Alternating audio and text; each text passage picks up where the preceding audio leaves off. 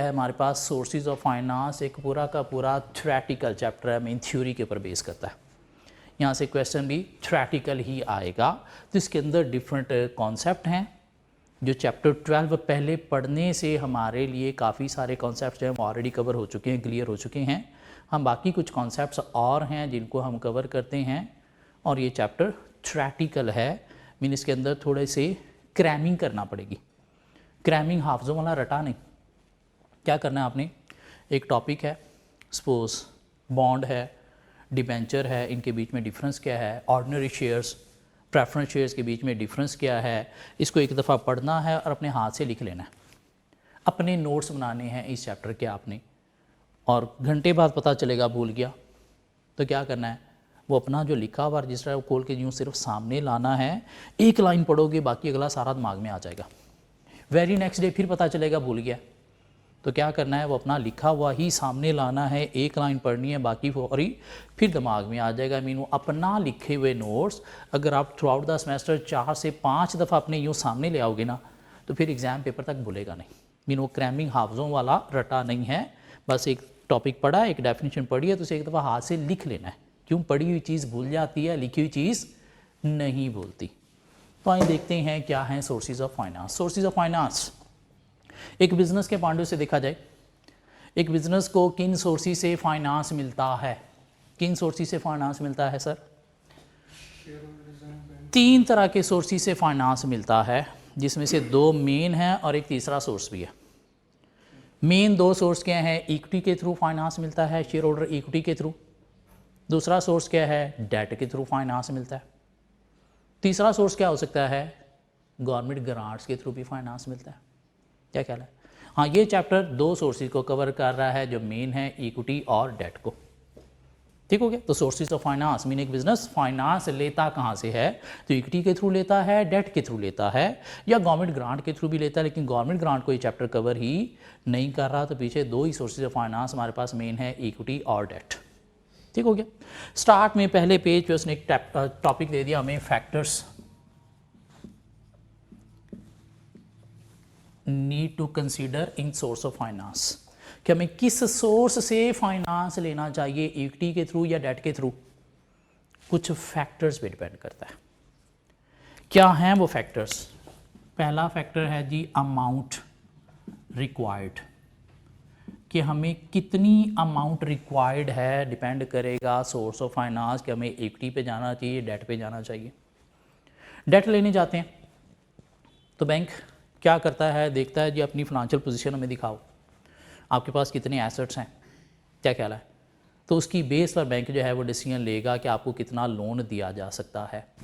ज़रूरी नहीं कि जितना आप चाहते हो उतना ही लोन मिल जाए, और एक लिमिटेड अमाउंट ही बैंक देगा। अगर आपने ऑलरेडी पहले कुछ लोन लिए हुए हैं तब बैंक क्या करेगा, आपकी एक consumer information bureau CIB report मांगेगा। CIB रिपोर्ट स्टेट बैंक जो है वो मेंटेन करता है। इन्हें कंपनी ने कहाँ कहाँ से कितने कितने लोन लिए हुए हैं, कितने कितने ड्यूज़ हैं, इसके ऊपर उसकी एक CIB रिपोर्ट स्टेट बैंक जो है वो मेंटेन करता है। और आप किसी बैंक के पास जब लोन लेने जाते हो तो बैंक क्या करता है, आपकी CIB रिपोर्ट की बेस पर डिसीजन लेता है कि आपको फर्दर आगे लोन कितना देना चाहिए, मीन आपकी औकात पीछे कितनी है। तो एक लिमिटेड अमाउंट मिलेगी डेट के थ्रू। इक्विटी के थ्रू हम जितने मर्जी शेयर इशू करके लार्ज कैपिटल भी ले सकते हैं। तो अगर हमें लार्ज अमाउंट चाहिए तो फिर हम किसके थ्रू जाएंगे, इक्विटी के थ्रू। और अगर स्मॉल अमाउंट चाहिए तो फिर हम किस पे जाएंगे, डेट पे जाएंगे। तो लार्ज अमाउंट के लिए हमें इक्विटी पे जाना चाहिए और स्मॉल अमाउंट के लिए हमें डेट को देखना चाहिए। ठीक हो गया। फिर एक फैक्टर है जी, हमें किस सोर्स से फाइनेंस रेज करना चाहिए, कॉस्ट भी एक फैक्टर है कि पैसा आ तो जाएगा लेकिन पैसा इतनी आसानी से नहीं आता, उसके ऊपर कुछ कॉस्ट भी बेयर करना पड़ती है। बैंक के पास लोन लेने जाएं तो लोन की प्रोसेसिंग फ़ीस ही मिला के कोई आधा % 1% तक जो है वो प्रोसेसिंग फ़ी जो है वो काट लेते हैं, तो भी कॉस्ट है। इक्विटी में जाते हैं तो इक्विटी भी इतना आसान काम नहीं है, उसमें भी काफ़ी कॉस्ट आती हैं। बीच में कोई ब्रोकर है तो आपको उसे जो है वो पैसा देना पड़ता है। कोई अंडर राइटिंग का कॉन्सेप्ट पढ़ा हुआ है आप लोगों ने, अभी पढ़ेंगे थोड़ी देर में, उसकी भी कुछ कॉस्ट होती है। मीन इक्विटी की कॉस्ट ज़्यादा होती है, डेट की कॉस्ट कम होती है।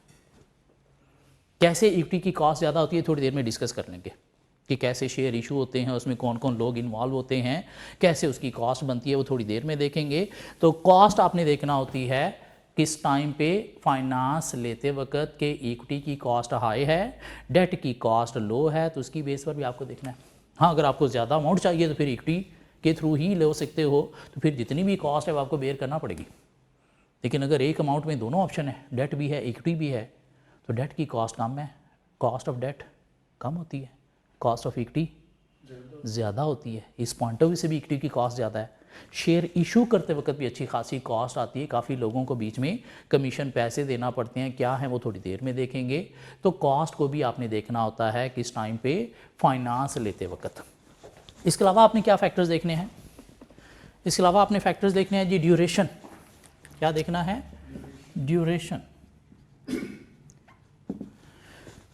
कि आपने वो जो पैसा है कितने टाइम में पे करना है। तो इसमें आपने क्या देखना है कि अगर तो आप पैसा वैसे ले क्यों रहा है एक बिजनेस? कुछ कमाने के लिए कुछ चीज़ बाय करनी है, लाइक कुछ एसेट पे आपने इन्वेस्ट करना है। तो अगर तो आपकी स्पेंडिंग ऐसी चीज़ों पे है जहाँ पे आपको लॉन्ग टर्म बेनिफिट मिलना है, तो फिर आपने क्या करना है? ड्यूरेशन मीन लॉन्ग टर्म का आपने सोर्स ऑफ फाइनेंस चूज़ करना है। और अगर आपने वो जो पैसा लेना है वो किसी ऐसी जगह पे लगाना है जहाँ पे शॉर्ट टर्म में बेनिफिट लेना है, तो फिर आपको क्या करना है? शॉर्ट टर्म का डेट लेना है। क्या कहला है? क्यों? डेट भी दो तरह के होंगे ना, लॉन्ग टर्म होंगे जो मोर देन 1 ईयर में पे करने हैं, और कुछ शॉर्ट टर्म होंगे जो लेस देन 1 ईयर में पे करने हैं। तो आपने अपने बेनिफिट जो हैं उसके अकॉर्डिंग भी देखना है कि आपको कितनी ड्यूरेशन का फाइनेंस लेना चाहिए। ठीक हो गया? इसके अलावा हमने क्या देखना है जी? इसके अलावा हमने देखना है सिक्योरिटी। बैंक लोन लेने जाते हैं तो बैंक क्या करता है? सिक्योरिटी दिखाओ। अगर आप 10 मिलियन का लोन लेने जा रहे हो तो बैंक कितनी सिक्योरिटी आपके एसेट एज ए सिक्योरिटी रखेगा? 10 मिलियन के नहीं, बैंक जो है वो रखेगा 15 to 20 मिलियन के एसेट एज ए सिक्योरिटी। और अगर आपके पास इतने एसेट ही नहीं है तो क्या बैंक फिर आपको लोन देगा? नहीं। तो फिर तो शायद ऑप्शन ही आपके पास क्या बनती है? इक्विटी बनती है। अगर आपके एसेट जो हैं वो आपने ऑलरेडी पहले ही सारे सिक्योर रखवा के लोन लिए हुए हैं, तो क्या फर्दर सिक्योरिटी के लिए एसेट है? नहीं। तो क्या आपको लोन मिल सकता है, डेट मिल सकता है? नहीं। तो फिर तो ऑप्शन ही आपके पास क्या बनती है? इक्विटी बनती है। तो आपने सिक्योरिटी भी देखना होती है। ठीक हो गया? इसके अलावा आपने क्या देखना होता है? इसके अलावा हमने देखना होता है रीपेमेंट। डेट ले तो ले देंगे 5 साल के लिए, 3 साल के लिए, 10 साल के लिए, क्या हम देने के काबिल होंगे 5 साल बाद? क्या हमारे इतने कैश फ्लो होंगे कि 5 साल बाद हम उसे वापस कर सकेंगे? क्योंकि अगर वापस ना किया तो कंपनी क्या हो जाएगी? इंसॉल्वेंट हो जाएगी। तो रीपेमेंट को भी देखना है। डेट ले लिया तो रीपेमेंट आपने सिर्फ 5 साल बाद नहीं देनी, एवरी ईयर भी देनी है। बैंक कहता है कि एवरी ईयर आपने इतने इतना पैसा देना है, साथ ही इंटरेस्ट भी देना है। तो वो भी आपने कंसीडर करना है factor while choosing source of finance कि हमें किस सोर्स से जाना चाहिए। इक्विटी पे जाते हैं तो इक्विटी वाले शेयर होल्डर आपसे डिविडेंड भी मांगेंगे। क्या ख्याल है? तो ये फैक्टर भी आपने कंसीडर करना है। इसके अलावा आपने फैक्टर क्या कंसीडर करना है? Impact on financial statement. Impact on financial statement. Equity के थ्रू जाते हैं तो इसका फाइनेंशियल स्टेटमेंट्स पे क्या इम्पैक्ट होगा? आपकी स्टेटमेंट ऑफ फाइनेंशियल पोजीशन में क्रेडिट वाली साइड जो है वो इंक्रीज हो जाएगी। शेयर कैपिटल इंक्रीज हो जाएगा। क्या ख्याल है? डेट के थ्रू जाते हैं तो आपकी लॉन्ग टर्म या short term liabilities, mainly long term liabilities आपकी इंक्रीज हो जाएंगी। अगर हम इक्विटी के थ्रू जाते हैं, इक्विटी के थ्रू जाते हैं तो इससे इफेक्ट होगी हमारी earning per share. Earning per share कैसे निकलती है? Profit divided by number of shares. और नंबर ऑफ शेयर्स इक्विटी के थ्रू बढ़ जाएंगे, और बढ़ने से क्या होगा? डिनोमिनेटर बढ़ा तो आपकी अर्निंग पर शेयर कम हो जाएगी। अर्निंग पर शेयर कम हो जाएगी तो फर्दर इन्वेस्टर जो है वो अट्रैक्ट करना आपके लिए मुश्किल हो जाएगा। क्या कह रहा है? डेट के थ्रू जाते हैं तो कहते हैं डेट आपकी गियरिंग रेशियो जो है उसे इंक्रीज कर देगा। गियरिंग क्या होती है? Debt over equity. और डेट बढ़ा, नॉमिनेटर बढ़ा, तो गेयरिंग क्या हो जाएगी, इंक्रीज। और गेयरिंग जितनी ज़्यादा होती है उतनी कंपनी हाई रिस्की होती है, में नियर टू इंसॉल्वेंसी होती है। और रिस्की होने से हमने पढ़ा था चैप्टर 12 में, रिस्की होने से बीटा इंक्रीज होता है या कॉस्ट ऑफ इक्विटी बढ़ जाती है, शेयर होल्डर भी मोर डिमांड करने लग जाता है। तो ये इम्पैक्ट ऑन फाइनेंशियल स्टेटमेंट भी आपने देखना है कि कौन से सोर्स ऑफ फाइनेंस में जाना चाहिए। तो क्या हमें देखना है जी, सोर्स ऑफ फाइनेंस में जाते हैं amount required, cost, duration, repayment, security, impact on financial statement. एक फैक्टर और भी हमें देखना है और वो क्या है, फ्लैक्सिबिलिटी। क्या देखना है, फ्लैक्सिबिलिटी। इक्विटी में हमारे पास फ्लैक्सिबिलिटी है, अच्छे टाइम होंगे तो हम ज़्यादा पे कर सकते हैं, बुरा टाइम है तो कुछ ना भी पे करेंगे। क्यों, डिविडेंड देना है कहाँ से, प्रॉफिट से। डेट में कोई फ्लैक्सिबिलिटी है, वो तो इम्पोज है, आपने देना ही देना है, चाहे आपको प्रॉफिट हुआ है या नहीं हुआ है, चाहे आप अच्छे टाइम पे हो चाहे बुरे टाइम पे हो, तो डेट आपको कॉस्ट उसकी बेयर करना ही करना पड़ेगी। तो फ्लैक्सिबिलिटी भी आपने देखनी है कि आपको किस में ज़्यादा मिलती है, वो आने वाले फ्यूचर पे डिपेंड करती है। कि अगर कोरोना चल रहा है तो आगे कोरोना दोबारा भी आ सकता है, क्यों, अभी तक प्रॉपर्ली रिजॉल्व तो नहीं हुआ, ना ही सारी कौम ने अभी तक वैक्सीन लगवाई है। ये कौम तो अब ICAP ने कहा है कि भाई पेपर देने आने के लिए वैक्सीन सर्टिफिकेट होना चाहिए, तो मजबूरी में लगवा रही है, वरना तो ये समझती शायद ज़रूरी नहीं है। तो जब सारी कौम को वैक्सीन लगी नहीं तो कोरोना तो दोबारा भी आ सकता है। क्या ख्याल है, तो उससे बिज़नेस के हालात दोबारा भी इफ़ेक्ट हो सकते हैं। तो दोबारा अफेक्ट हो सकते हैं, तो अगर अभी हम डेट ले लें तो क्या देने के काबिल होंगे, नहीं, बुरे हालात आ गए तो हम तो मर जाएंगे। क्या ख्याल है, नहीं पे करेंगे कुछ डेट होल्डर को, तुम्हारे एसेट उसे बेच बूझ के खा जाएगा मैं। तो इक्विटी प्रॉफिट होगा तो डिविडेंड देना है, प्रॉफिट नहीं है तो डिविडेंड नहीं देना, तो फ्लैक्सिबिलिटी है उसके अंदर। सो कौन से सोर्स से हमें फाइनेंस लेना है, हमें क्या करना है, कुछ फैक्टर्स कंसीडर करने हैं। बड़ी अमाउंट चाहिए, छोटी अमाउंट चाहिए, कॉस्ट देखनी है, इक्विटी की कॉस्ट ज़्यादा है, कॉस्ट ऑफ इक्विटी, डेट की कॉस्ट कम होती है, इक्विटी की कॉस्ट और कैसे ज़्यादा होती है अभी थोड़ी देर में देखते हैं। ड्यूरेशन हमें देखनी है कि हमें जो है वो जहाँ पे पैसा लगाना है वहाँ से बेनिफिट लॉन्गर पीरियड में मिलना है तो फिर हम long term source of finance पे चलेंगे, शॉर्टर पीरियड में मिलना है तो फिर short term source of finance पे चलेंगे। सिक्योरिटी हमें देखनी है, डेट रिक्वायर करता है वो हमारे पास है या नहीं, और जितनी अमाउंट का हम डेट लेने जा रहे हैं उससे ज़्यादा सिक्योरिटी रिक्वायर करता है। रीपेमेंट को हमने देखना है कि हम देने के काबिल होंगे या नहीं होंगे। इम्पैक्ट ऑन फाइनेंशियल स्टेटमेंट हमने देखना है, इक्विटी की सूरत में EPS अफेक्ट होगी, डेट की सूरत में गेयरिंग अफेक्ट होगी। और हमें फ्लैक्सिबिलिटी देखनी है, ये डेट की सूरत में इनकम स्टेटमेंट के ऊपर भी कोई इम्पैक्ट आएगा, फाइनेंस कॉस्ट आपकी बढ़ जाएगी तो उससे आपका प्रॉफिट कम हो जाएगा, लेकिन नहीं, इससे हमें टैक्स सेविंग भी मिलेगी। क्या ख्याल है, तो ये भी हमने इम्पैक्ट देखना होता है कि टैक्स सेविंग का हमारे फाइनेंशियल स्टेटमेंट्स पे क्या इम्पैक्ट आ सकता है, क्यों वो पॉजिटिव इफेक्ट देता है। तो ये इम्पैक्ट भी हमने देखने हैं फाइनेंशियल स्टेटमेंट्स के ऊपर, आइदर इक्विटी के थ्रू जाना है या डेट के थ्रू जाना है। ठीक हो गया, तो ये कुछ सोर्सेज का हमें नॉलेज होना चाहिए। अब चलेंगे जी आगे, पूरा चैप्टर उसने खोल दिया, जो दो मेन सोर्सेज ऑफ फाइनेंस हैं, एक इक्विटी और एक डेट पे। ठीक हो गया, इक्विटी की बात करते हैं कि कंपनी जो है वो पैसा जनरेट कर रही है कहाँ से, शेयर होल्डर से। क्या ख्याल है, शेयर होल्डर क्या चाहते हैं भाई कंपनी से, शेयर होल्डर को क्या दिएगी कंपनी, डिविडेंड देगी। क्या ख्याल है, और डिविडेंड के अलावा कंपनी क्या देगी सर, नहीं, डिविडेंड के अलावा क्या देगी, शेयर की प्राइस जब राइज जाएगी तो उसे बोलते हैं कैपिटल गेन का। शेयर की प्राइस का राइज जाना क्या है, कैपिटल गेन। या हम क्या करेंगे, प्रॉफिट का पार्ट जो शेयर होल्डर को दे रहे हैं वो क्या होगा, डिविडेंड में। डिविडेंड नहीं देंगे तो क्या मिल रहा है, कैपिटल गेन। क्यों, डिविडेंड नहीं पे कर रहे तो प्रॉफिट होने से, अब डिविडेंड पे नहीं कर रहे तो शेयर प्राइस राइज होती है। क्या ख्याल है, तो राइज होना भी क्या है, कैपिटल गेन है।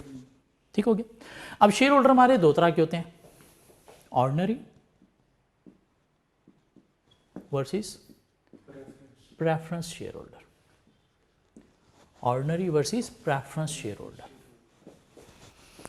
दोनों को अगर डिफरेंशिएट करें, कुछ 4-5 पॉइंट में उसने डिफरेंशिएट कर दिया। एक पहला पॉइंट उसने डिफरेंस का बना दिया जी, डिविडेंड। इनको डिविडेंड प्रॉफिट होगा तो देना है, जबकि प्रेफरेंस वालों को एक फिक्स रेट से आपको डिविडेंड देना ही देना है, 6% देना है, 7% जितना भी देना है, तो डिविडेंड जो है वो इनका देना है। ठीक हो गया। एक और पॉइंट उसने बना दिया जी, इनकी डिफरेंस का क्या है, डिविडेंड डिस्ट्रीब्यूशन। डिविडेंड डिस्ट्रीब्यूशन मतलब क्या हुआ कि डिविडेंड डिस्ट्रीब्यूट करते वक्त पहले प्रेफरेंस वालों को मिलेगा, उसके बाद जो बचेगा उसमें से ऑर्डिनरी वालों को मिलेगा। क्या ख्याल है। एक और पॉइंट उसने बना दिया जी, लिक्विडेशन, कि अगर कंपनी लिक्विडेट होती है, अगर कंपनी लिक्विडेट होती है मीन मरती है, बंद होती है, तो सबसे पहले जो है वो प्रेफरेंस शेयर होल्डर को दिया जाएगा, और अगर रिडीमेबल हैं तो फिर तो उनको जितना भी बनता है वो दिया ही दिया जाएगा, क्यों, वो तो होता ही डेट है। कुछ बचेगा तो ऑर्डिनरी शेयर होल्डरों को मिलेगा, वरना नहीं मिलेगा। एक और पॉइंट उसने बना दिया जी, वोटिंग राइट्स किसके पास होते हैं sir, voting rights?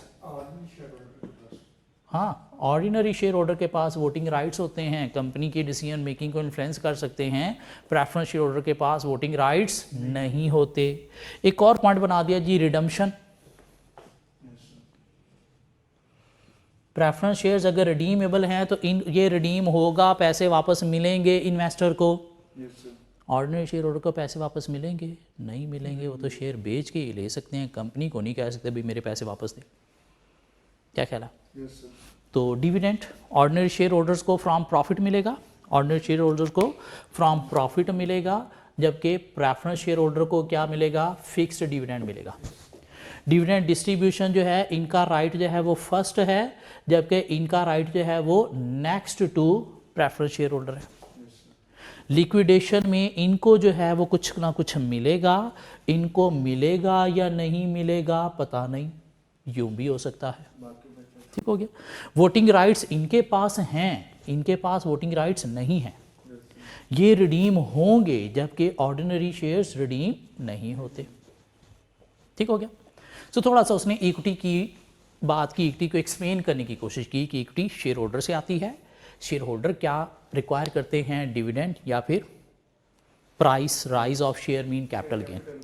Share holder दो तरह के होते हैं, ऑर्डिनरी और प्रेफरेंस। इन दोनों में डिफरेंस क्या है वो कुछ 4 पॉइंट में हमें डिफ्रेंशिएट करना आना चाहिए। ठीक हो गया। अब बात करते हैं नेक्स्ट, एक टॉपिक है हमारे पास, method of flotation. Method of flotation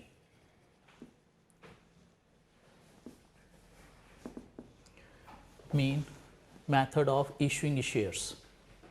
flotation का मतलब क्या है, इशूइंग शेयर्स के कंपनी कैसे अपने शेयर्स इशू करती है।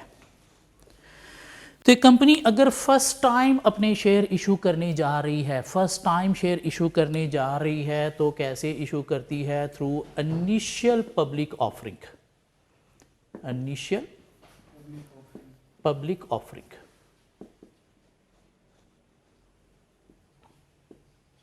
जिसको IPO का नाम दिया जाता है, initial public offering.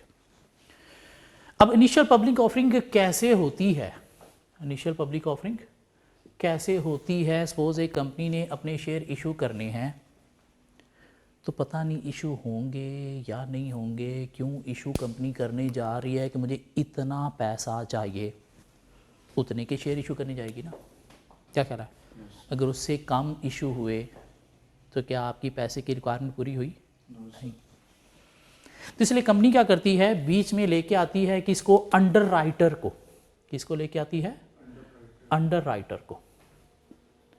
Under writing क्या कॉन्सेप्ट है कि कंपनी क्या करती है, बीच में किसी बैंक को इन्वॉल्व करती है, बैंक के साथ डील करती है कि मुझे अपने शेयर इशू करने हैं इतना पैसा जनरेट करने के लिए।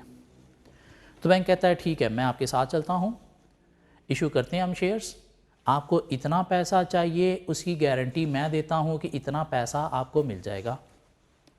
क्यों, अगर आपके कुछ शेयर इशू ना हुए, पब्लिक ने बाय ना किए, तो फिर मैं बाय कर लूँगा, आपको जितना पैसा चाहिए वो मिल जाएगा। ये जो बैंक को हम इन्वॉल्व कर रहे हैं, ये बैंक कौन है यहाँ पे, अंडर राइटर, जिसमें आपको क्या गारंटी मिलेगी कि हाँ इतना पैसा आपको मिल जाएगा।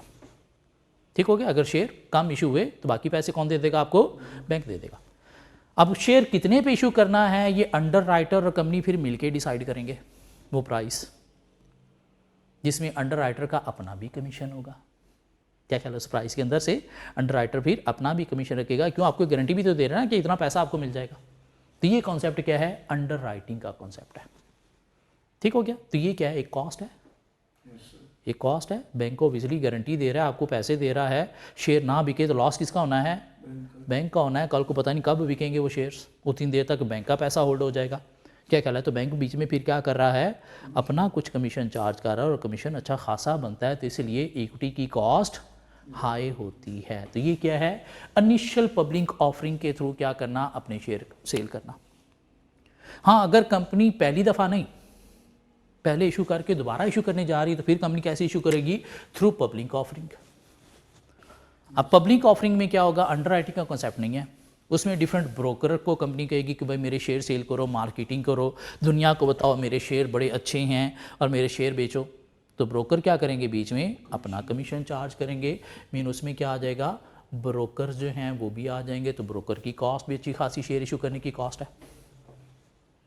ये क्लियर होती बात। इनिशियल पब्लिक ऑफरिंग या पब्लिक ऑफरिंग क्या है, एक मेथड है शेयर इशू करने का, और उसके अंदर कॉस्ट क्या है, अंडर राइटर की कॉस्ट है या फिर ब्रोकर की कॉस्ट है। ठीक हो गया। कंपनी शेयर इशू करती है, कैसे इशू करती है, थ्रू प्राइवेट प्लेसिंग भी,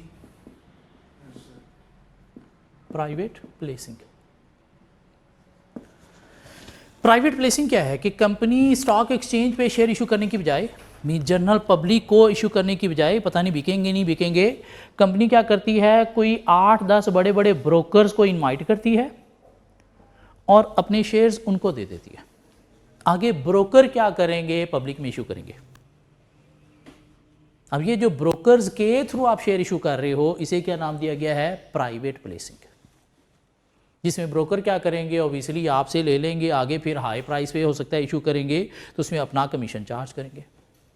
इनिशियली भी आपसे कुछ हो सकता है डिस्काउंट पे शेयर खरीद लेंगे, क्यों, आपके पता नहीं पब्लिक में बिकेंगे नहीं बिकेंगे, हम जो है वो सारे शेयर आपके बाय कर लेते हैं।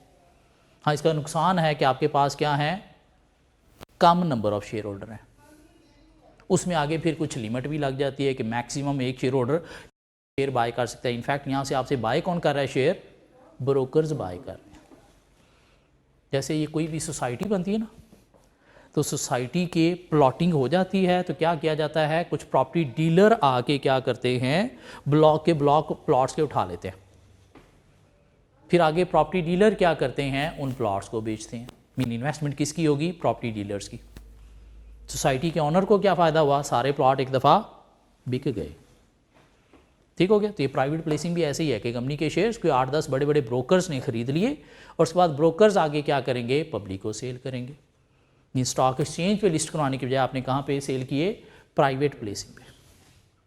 इस प्राइवेट प्लेसिंग से ही एक कॉन्सेप्ट और निकलता है, AIM, ऑल्टरनेट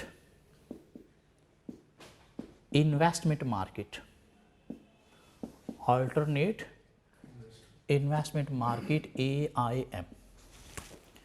अब कुछ कंपनीज होती हैं पब्लिक कंपनी, कुछ होती हैं private companies.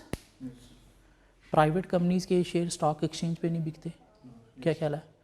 Unlisted public company के शेयर्स भी स्टॉक एक्सचेंज पे नहीं बिकते, क्या ख्याल है। तो ये जो प्राइवेट कंपनीज हैं या अनलिस्टेड कंपनीज हैं, इनके शेयर्स कहाँ पे बिकते हैं, स्टॉक एक्सचेंज पे नहीं, एक AIM पे। AIM भी क्या है, एक तरह का एक ब्रोकरेज हाउस है, जहाँ पे सपोज कोई जितनी भी 100-200 प्राइवेट कंपनीज हैं, उनके शेयर सारे के सारे जो है वो यहाँ पे इकट्ठे होते हैं। अब किसी को भी शेयर चाहिए तो क्या करेगा, AIM से इन्फॉर्मेशन लेगा भाई किस किस कंपनी के शेयर्स पड़े हैं, तो वहाँ से आगे फिर पब्लिक क्या करती है, शेयर्स बाय कर लेती है। क्यों, ये प्राइवेट कंपनीज स्टॉक एक्सचेंज पे लिस्टेड नहीं है, तो शेयर्स स्टॉक एक्सचेंज पे नहीं सेल कर सकती, तो इनके शेयर्स कहाँ पे पड़े होते हैं, AIM मीन एक ब्रोकरेज हाउस पे। इस तरह से छोटे छोटे AIM बने हुए हैं जो क्या करते हैं, डिफरेंट जितनी भी प्राइवेट या लिस्टेड कंपनीज हैं उनके शेयर्स जो है इंफॉर्मेशन अपने पास रखते हैं और यहाँ से लोग क्या करते हैं, प्राइवेट या फिर अनलिस्टेड कंपनीज के शेयर बाय करते हैं। तो अगर पब्लिक कंपनी है तो वो अपने शेयर सेल करने के लिए क्या करेगी, public offering, initial public offering, क्या कह रहा है। और जो प्राइवेट हैं या अनलिस्टेड हैं तो वो शेयर कहाँ पे सेल करेंगी, प्राइवेट प्लेसिंग पे, या फिर AIM पे। ठीक हो, तो शेयर कैसे इशू हो रहे हैं वो हम देख रहे हैं। एक और भी मेथड है शेयर इशू करने का और उसे नाम दिया जाता है इंट्रोडक्शन।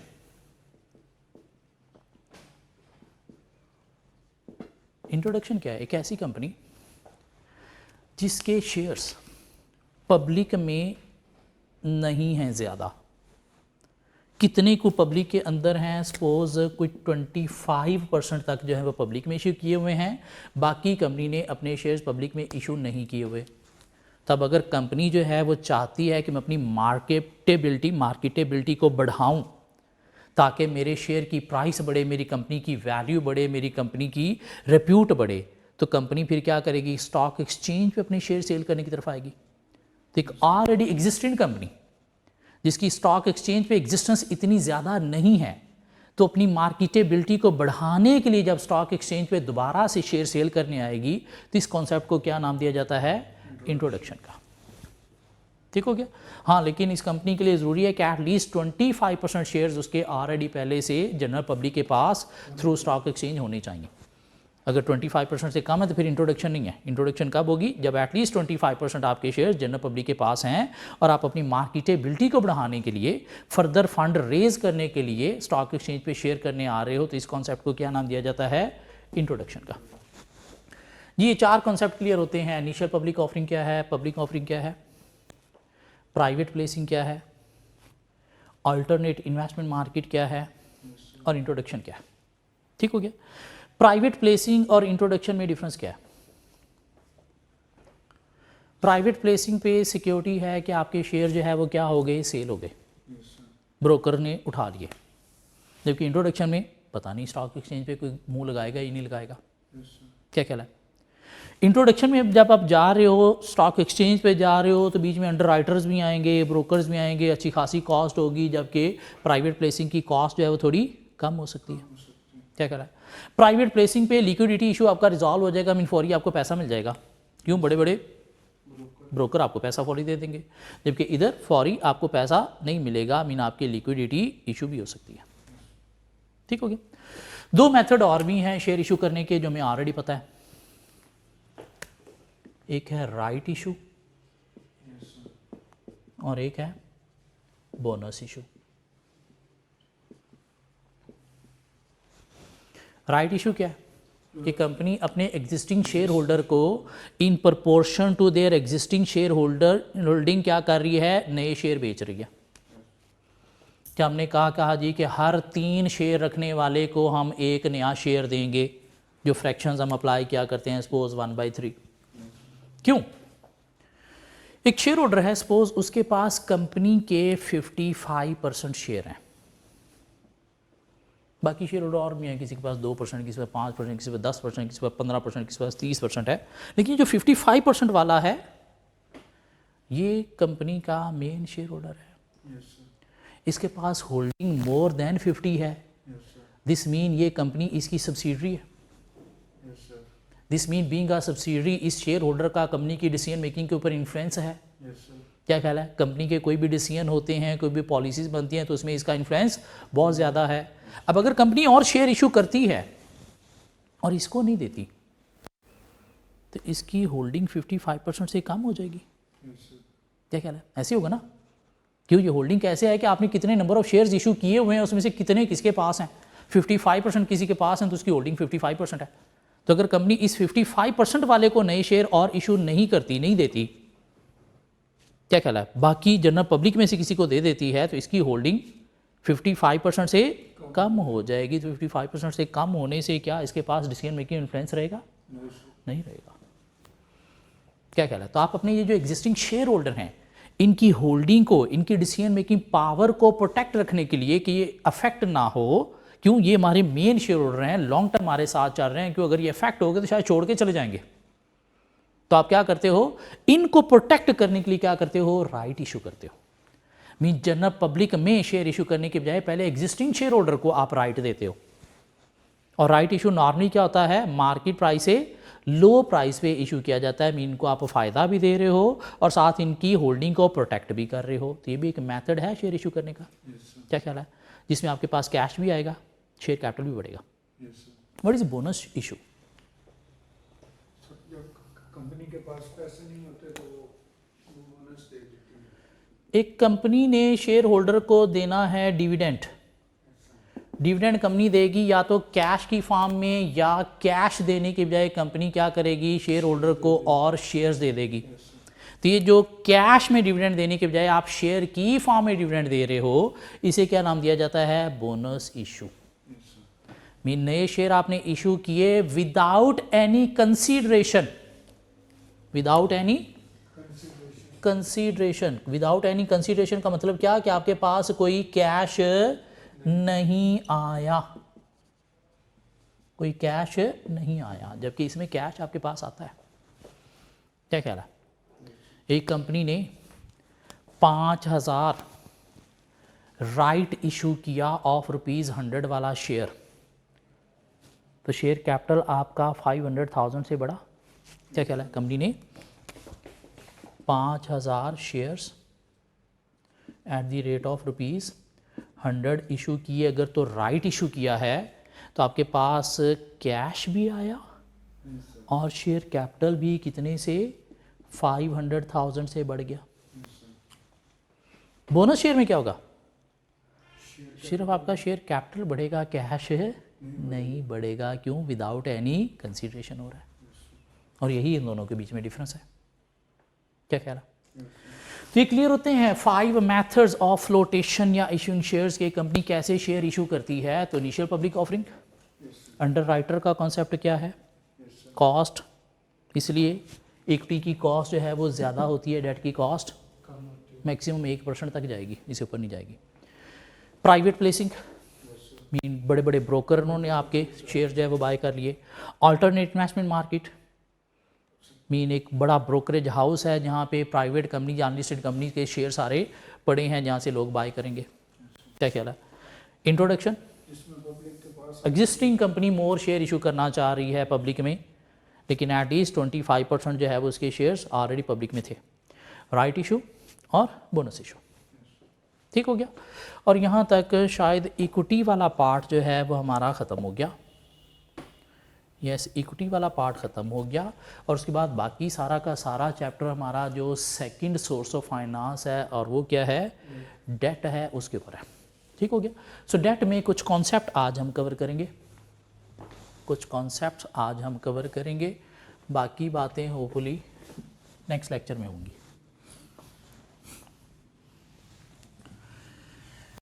जी, डेट की अगर हम बात करें, डेट क्या होता है, ऑब्लिगेशन होती है, लोन जो पे करना है आपको। ठीक हो गया। डेट की फॉर्म में कंपनी पैसे लेती है। डेट रिडीमेबल भी होता है, इरिडीमेबल भी होता है। पढ़ लिया हमने ऑलरेडी, रिडीमेबल जिसमें आपने सारी ज़िंदगी क्या करना है, हराम खिलाना है, मीन सूद देना है, इंटरेस्ट पे करना है, पैसा वापस नहीं करना। रिडीमेबल जितना टाइम पीरियड उतना आपने पैसा भी, सूद भी खिलाना है, और साथ 5 साल है, 7 साल है, 8 साल है, 3 साल है, उतने साल बाद पैसे भी वापस करने हैं। ठीक हो गया। रिडीमेबल होता है, इरिडीमेबल होता है। अगर हम अपनी अकाउंटिंग में जाएं तो डेट 2 तरह के थे, लॉन्ग टर्म भी और शॉर्ट टर्म भी। क्या कह रहा है, तो लॉन्ग टर्म डेट भी हो सकता है और शॉर्ट टर्म डेट भी हो सकता है। लॉन्ग टर्म भी हो सकता है, शॉर्ट टर्म भी हो सकता है। इकोनॉमिक्स पढ़ी होगी आप लोगों ने, आप लोगों ने पढ़ी हुई है, इतना मुझे यकीन है कि आप लोग इकोनॉमिक्स पढ़ के आए हो। उसमें आपने एक चैप्टर 15 पढ़ा था, उसके अंदर आपने कोई 2 मार्केट पढ़ी थी, एक मनी मार्केट और एक कैपिटल मार्केट। क्या कह रहा है, मनी मार्केट और कैपिटल मार्केट पढ़ा था। Last chapter, very last chapter था शायद, मनी मार्केट, कैपिटल मार्केट। वहाँ पे आपने कुछ इंस्ट्रूमेंट्स भी पढ़े थे, कैपिटल मार्केट के इंस्ट्रूमेंट, मनी मार्केट के इंस्ट्रूमेंट। मुझे सिर्फ मनी मार्केट और कैपिटल मार्केट में डिफ्रेंशिएट करके दे सकते हैं? हाँ, वो इंस्ट्रूमेंट जो लेस देन 1 ईयर हैं, मीन वो डेट जो लेस देन 1 ईयर हैं उनकी ट्रेडिंग होती है कहाँ पे, मनी मार्केट में। मीन एक शॉर्ट टर्म डेट की मार्केट क्या है, मनी मार्केट। और वो डेट जो मोर देन 1 ईयर के लॉन्ग टर्म होते हैं उनकी ट्रेड कहाँ पे होती है, कैपिटल मार्केट में। मीन कैपिटल मार्केट किस लिए है, लॉन्ग टर्म डेट की ट्रेड के लिए है, और मनी मार्केट किसके लिए है, शॉर्ट टर्म डेट की ट्रेड के लिए। ठीक हो गया, ये बात समझ आती है। अब हमने क्या पढ़ने हैं, कुछ लॉन्ग टर्म या शॉर्ट टर्म डेट पढ़ने हैं। लॉन्ग टर्म डेट की अगर हम बात करें, डिवेंचर एक लॉन्ग टर्म डेट है, क्या ख्याल है? बॉन्ड एक लॉन्ग टर्म डेट है। इसके अलावा बैंक लोन एक लॉन्ग टर्म डेट है, क्या ख्याल है? लोन नोट एक लॉन्ग टर्म डेट है। लीजिस एक लॉन्ग टर्म डेट है, क्या ख्याल है? डिवेंचर और बॉन्ड में डिफरेंस क्या है? डिवेंचर और बॉन्ड में डिफरेंस क्या है?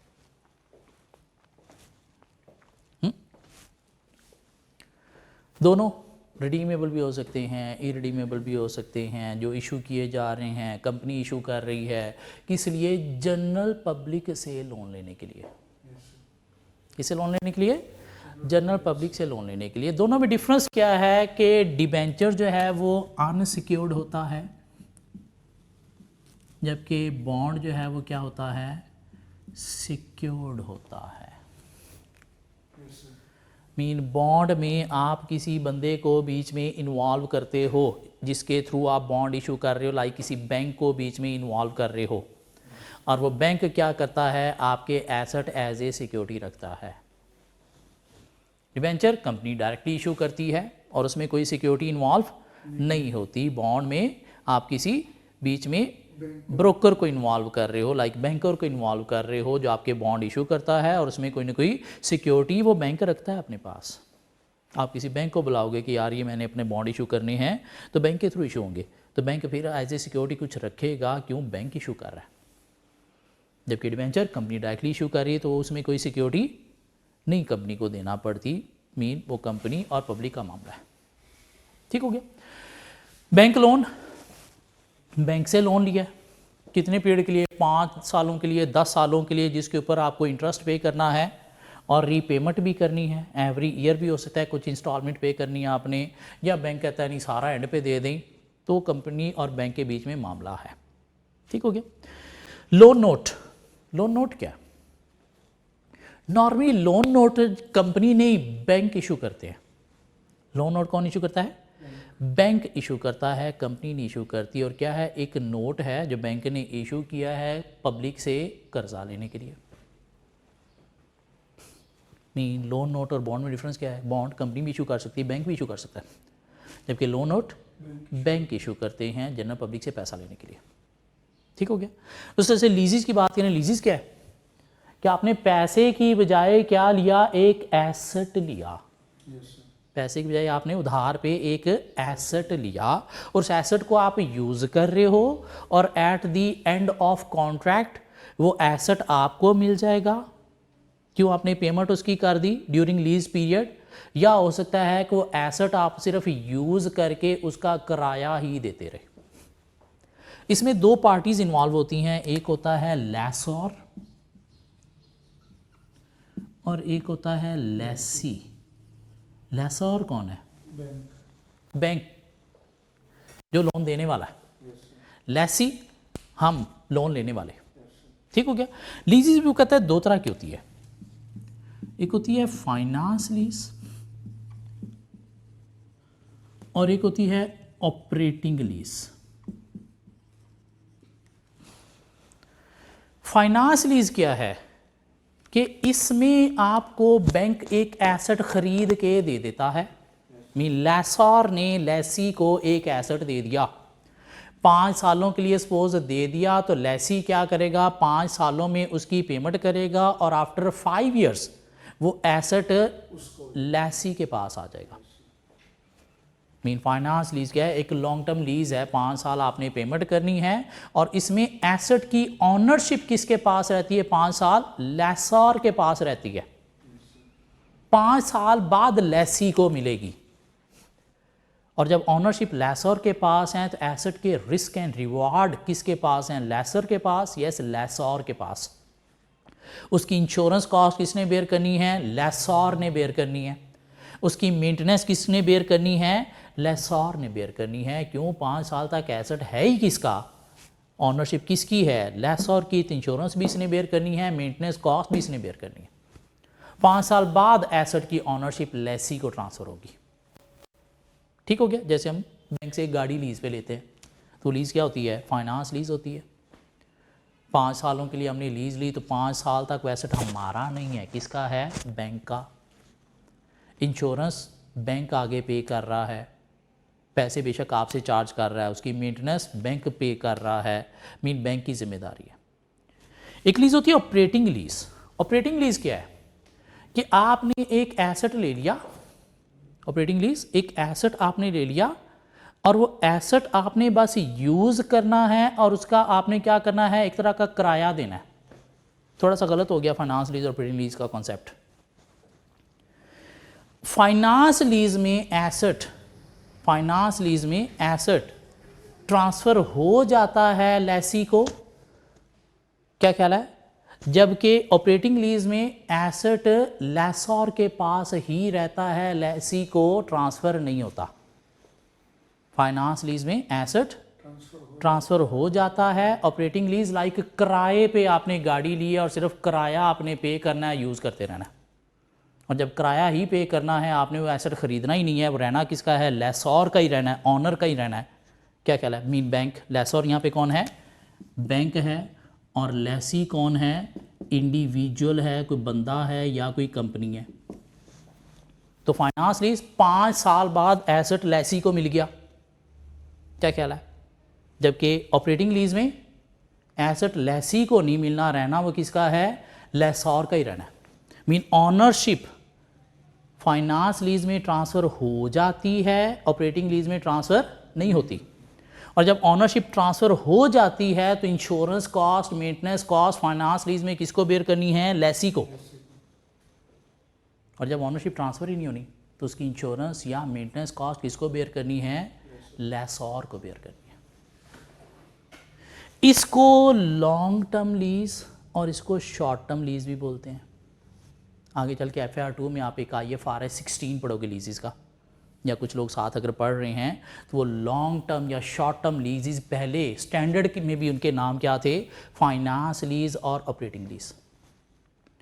सो ऑपरेटिंग लीज में एसेट आपका नहीं होगा, आपने क्या करना है? उसका इंटरेस्ट पे करना है। जबकि इसमें एसेट आपके नाम पर ट्रांसफ़र होगा, और जब एसेट आपके नाम पर ट्रांसफ़र होगा तो उसकी इंश्योरेंस भी लेसी ने बेयर करनी है, मेंटेनेंस कॉस्ट भी लेसी ने बेयर करनी है। और ऑपरेटिंग लीज में एसेट किसका रहना है? सारी ज़िंदगी लेसर का। तो ऑपरेटिंग कॉस्ट, मेंटेनेंस कॉस्ट या इंश्योरेंस किसने बेयर करनी है? लेसर ने बेयर करनी है। जी, ये थोड़ा सा हमने मोटा मोटा लॉन्ग टर्म जो डेट हैं उनकी बातें की। डिबेंचर और बॉन्ड में क्या डिफरेंस है? बैंक लोन, लोन नोट्स में क्या इशू है, क्या डिफरेंस है? ये बैंक देता है, इसमें बैंक लोन लेता है। लीजिस मीन आपने पैसा नहीं, बैंक ने आपको क्या दिया? कोई एसेट लेके दे दिया। फाइनेंस लीज एसेट जितने टाइम पीरियड है उसके बाद लेसी का हो जाएगा। ऑपरेटिंग लीज में लेसी का नहीं होगा, मीन ऑनरशिप ट्रांसफ़र हो जाएगी, इसमें लेसी को ट्रांसफ़र नहीं होगी। क्या ख्याल है? और जब ऑनरशिप ट्रांसफ़र हो जाएगी इसमें तो मेंटेनेंस कॉस्ट और इंश्योरेंस कॉस्ट किसको बेयर करनी है? लेसी को। इधर चूँकि ऑनरशिप ट्रांसफ़र नहीं होनी तो मेंटेनेंस कॉस्ट, इंश्योरेंस कॉस्ट किसको बेयर करनी है? लेसर को बेयर करनी है। ठीक हो गया? अब बात करते हैं थोड़ी सी शॉर्ट टर्म डेट की। शॉर्ट टर्म डेट्स क्या हैं? ओवरड्राफ्ट एक शॉर्ट टर्म डेट है। ये क्या होता है?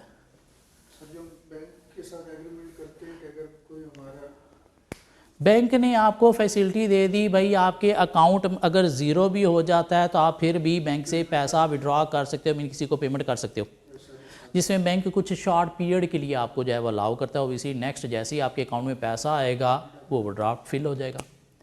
इसमें इंटरेस्ट रेट हाई होगा या लो होगा? As compare to bank loan इसमें इंटरेस्ट रेट हाई होता है, इसमें इंटरेस्ट रेट हाई होता है। इनफैक्ट इंटरेस्ट रेट होता ही नहीं है। बैंक आपको एक टाइम पीरियड देता है कि इतने टाइम पीरियड तक अगर आप पे कर दोगे, वापस ले आओगे तो शायद इंटरेस्ट नहीं पे होगा, इससे टाइम पीरियड से ऊपर गया तो फिर आपको चार्ज किया जाएगा। और बैंक को चूंकि लोन दे रहा है, नहीं पता आप फौरी वापस कर दो, अगले दिन वापस आ जाए, तो इसलिए इस पर इंटरेस्ट रेट बैंक जो है वो ज़्यादा चार्ज करता है as compare to long term debts. Short term debts पे बैंक इंटरेस्ट रेट ज़्यादा चार्ज करता है। ठीक हो गया। इसके अलावा क्या है जी हमारे पास शॉर्ट टर्म में certificate of deposit, certificate of deposit. Certificate of deposit क्या है कि आपने बैंक में जाके पैसा डिपॉजिट किया किसी सेविंग अकाउंट में, बैंक ने आपको क्या किया, एक सर्टिफिकेट दे दिया। नॉर्मली 60-90 डेज इतना को ये टाइम पीरियड के लिए होता है। मीन बैंक ने आपसे लोन लिया, सर्टिफिकेट ऑफ डिपॉजिट में बैंक ने आपसे लोन लिया, क्या कहला है, बैंक इसके ऊपर आपको क्या करेगा, इंटरेस्ट पे करेगा। अब अगर जितने टाइम पीरियड के लिए आपने डिपॉजिट करवाया है उससे पहले अगर आपको पैसों की ज़रूरत पड़ती है, तो उससे पहले पैसों की अगर ज़रूरत पड़ती है तो आप क्या कर सकते हो, वो अपना सर्टिफिकेट किसी को बेच के पैसे ले सकते हो। क्यों, अगर फिक्स कर लिया बैंक ने 90 डेज़ बाद ही आपको पैसा मिलेगा और इतने इंटरेस्ट पे मिलेगा, तो उससे पहले अगर आपको पैसों की ज़रूरत पड़ेगी तो आप क्या करोगे, वो सर्टिफिकेट किसी और को बेच के तो पैसे ले सकते हो। बैंक इस पर क्या करेगा, आपको इंटरेस्ट देता रहेगा। ठीक हो गया। तो एक लोन है। एक और शॉर्ट टर्म लोन की हमारे पास एग्जांपल है treasury bills. Normally government issue करती है, स्टेट बैंक इशू करता है जनरल पब्लिक से शॉर्ट पीरियड के लिए पैसा लेने के लिए। क्या कह रहा है, इसके ऊपर इंटरेस्ट मिलता है। कैसे मिलता है, सपोज 100 रुपये वाला ट्रेजरी बिल है तो आपको मिलेगा 90 में, 92 में, 88 में। मीन डिस्काउंट पे इशू होता है, इसके ऊपर इंटरेस्ट आपको इंटरेस्ट की फॉर्म में नहीं मिलता। मीन डिस्काउंट पे इशू हुआ, एट द टाइम पीरियड जब रिडीम होना है, मैच्योर होना है, तो आपको 100 रुपये वापस मिलना है। तो बीच में ये जो डिफरेंस है ये क्या है, इंटरेस्ट है। क्या कह रहा है, इसमें आपको इंटरेस्ट मिलता है, लेकिन कैसे मिलता है कि इशू डिस्काउंट पे होता है, रिडीम एट होगा। तो बीच में जो डिफरेंस है ये क्या है, आपका फ़ायदा mean interest. So government general public से पैसा लेने के लिए ट्रेजरी बिल इशू करती है या गवर्नमेंट बॉन्ड भी इशू करती है। क्या ख्याल है, जनरल पब्लिक से पैसा लेने के लिए गवर्नमेंट शॉर्ट पीरियड के लिए ट्रेजरी बिल इशू करेगी, लॉन्ग पीरियड के लिए क्या इशू करेगी, बॉन्ड इशू करेगी। इसके अलावा हमारे पास एक और भी शॉर्ट टर्म डेट है, trade creditors. Trade credit, trade credit क्या है, आपने उधार पे माल लिया, तो उधार पे माल लिया तो आपने क्या करना है, उसकी पेमेंट करनी है। और नॉर्मली मोर देन 1 ईयर में नहीं, विद इन 1 ईयर करना है। क्यों, आपको सप्लायर अलाउ करता है सपोज 90 डेज़ तक मैक्सिमम। हाँ, 90 डेज़ में अगर आपने पेमेंट कर दी तो कोई आपको ऊपर इंटरेस्ट नहीं देना, लेकिन अगर आपने 90 डेज़ में पेमेंट ना की तो आपको पे करना पड़ेगा default surcharge. Default surcharge mean वो आपको फिर कुछ चार्ज करेंगे। क्यों, आपने within due date payment नहीं की, तो वो डिफ़ॉल्ट सरचार्ज क्या हुआ, एक तरह का इंटरेस्ट बन गया। ये जो आपकी यूटिलिटी बिल्स होते हैं वो भी क्या है, ट्रेड क्रेडिट ही है कि इतने दिनों में अगर आप पेमेंट कर दो इन सर्विसेज की जो आपने ली हैं तो ठीक है, लेकिन अगर इस डे से ऊपर आप चला गया तो इतना बिल नहीं, इतना बिल देना पड़ेगा। वो जो ऊपर एक्स्ट्रा है वो क्या है, डिफ़ॉल्ट सरचार्ज मीन एक तरह का इंटरेस्ट आपसे चार्ज किया जा रहा है अगेंस्ट ओवरड्यू अमाउंट। क्या ख्याल है। सो लॉन्ग टर्म डेट क्या है, डिबेंचर है, बॉन्ड है, बैंक लोन है, लोन नोट है, कंपनी, गवर्नमेंट, बैंक, तीनों। बैंक लोन कंपनी का लोन है, लोन नोट बैंक इशू करेगा, लीजिस कंपनी का लोन है, ये इंडिविजुअल्स का लोन है। ठीक हो गया। मीन डेट सिर्फ कंपनी के पॉइंट ऑफ व्यू से नहीं, गवर्नमेंट, बैंक, कंपनी हर के पॉइंट ऑफ व्यू से हम पढ़ रहे हैं। ओवरड्राफ्ट कंपनी को मिलेगा, certificate of deposit individuals bank से ले रहे हैं, ट्रेजरी बिल्स गवर्नमेंट का लोन है, क्या कहलाए, और ट्रेड क्रेडिट जनरल पब्लिक या फिर कंपनी का लोन है जिसके ऊपर कोई इंटरेस्ट नहीं होगा अगर आपने within due date payment कर दी। हाँ, अगर विद इन ड्यू डेट नहीं की तो फिर आपको इंटरेस्ट मीन डिफ़ॉल्ट सरचार्ज पे करना पड़ेगा। ठीक हो गया। सो ये जो शॉर्ट टर्म है ये कहाँ पे ट्रेड होंगे, मनी मार्केट में, कैपिटल मार्केट में। तीन को डिफाइन करते वक्त अगर हम साथ एक पॉइंट ये भी लिख देंगे तो ज़िंदगी आसान हो जाएगी। ये जो लॉन्ग टर्म है ये कहाँ पे ट्रेड होंगे, कैपिटल मार्केट में ट्रेड होंगे। तीन को एक्सप्लेन करते वक्त हम साथ कैपिटल मार्केट का वर्ड भी यूज़ कर सकते हैं। इस तरह से एक और भी हमारे पास शॉर्ट टर्म जो है वो डेट है जिसे नाम दिया जाता है कमर्शियल पेपर का।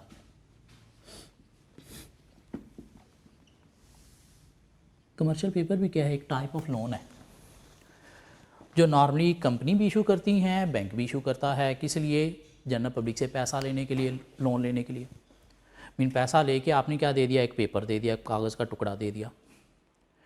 नॉर्मली ये शॉर्ट टर्म होते हैं, हाँ लॉन्ग टर्म भी हो सकते हैं। मीन इनको हाइब्रिड इंस्ट्रूमेंट का नाम दिया जाता है। Mean money market mean short term भी हैं और capital market mean long term भी है। ऑब्वियसली शॉर्ट टर्म होगा तो मनी मार्केट में ट्रेड होगा, लॉन्ग टर्म है तो कैपिटल मार्केट में ट्रेड होगा। इस तरह से ये जो लोन नोट हैं इसको भी बोला जाता है कि ये भी क्या है, हाइब्रिड इंस्ट्रूमेंट है।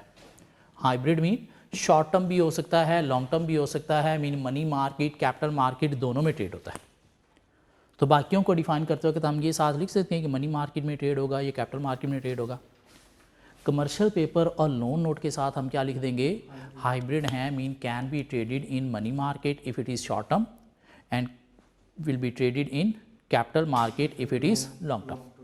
सो आज हमने क्या किया है, सोर्सेज ऑफ फाइनेंस के फैक्टर्स पढ़े हैं, इक्विटी का पूरा टॉपिक हमने पढ़ लिया है, ऑर्डिनरी प्रेफरेंस शेयर होल्डर में क्या डिफरेंस है, मेथड्स ऑफ फ्लोटेशन हमारे पास 6 हैं, IPO, private placing, AIM, introduction, right issue, bonus issue. हमारी बुक ने इनको 5 कहा है। मीन इन दोनों को इकट्ठा लिख दिया है, हमने सेपरेट कर लिया।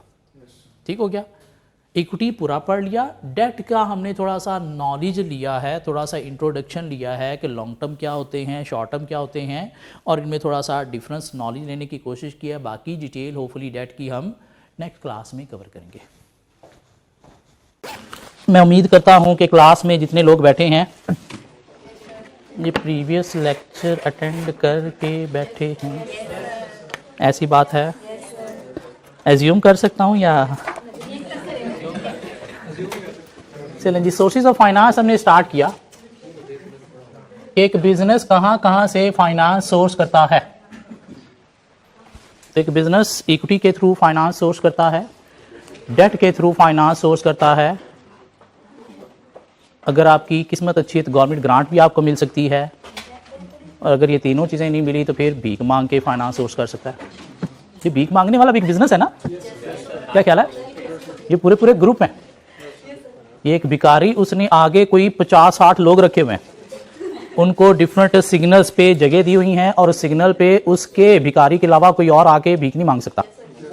ये प्रॉपर एक बिजनेस है, प्रॉपर ग्रुप है। और जब से ये कोरोना आया पीछे, इस तरह के ग्रुप और ज़्यादा बढ़ गए। अब आप लाहौर में देखो तो कोई इशारा आपको सिग्नल ऐसा नहीं मिलेगा जहाँ पे भिखारी ना खड़े हो। एक सिग्नल की 4 साइडें हैं तो चारों साइडों पे डिफरेंट भिखारी होंगे, और आप अगले 1 माह तक देखोगे वही आपको वहीं पे नजर आएगा, वो उस साइड वाला इधर नहीं नजर आएगा।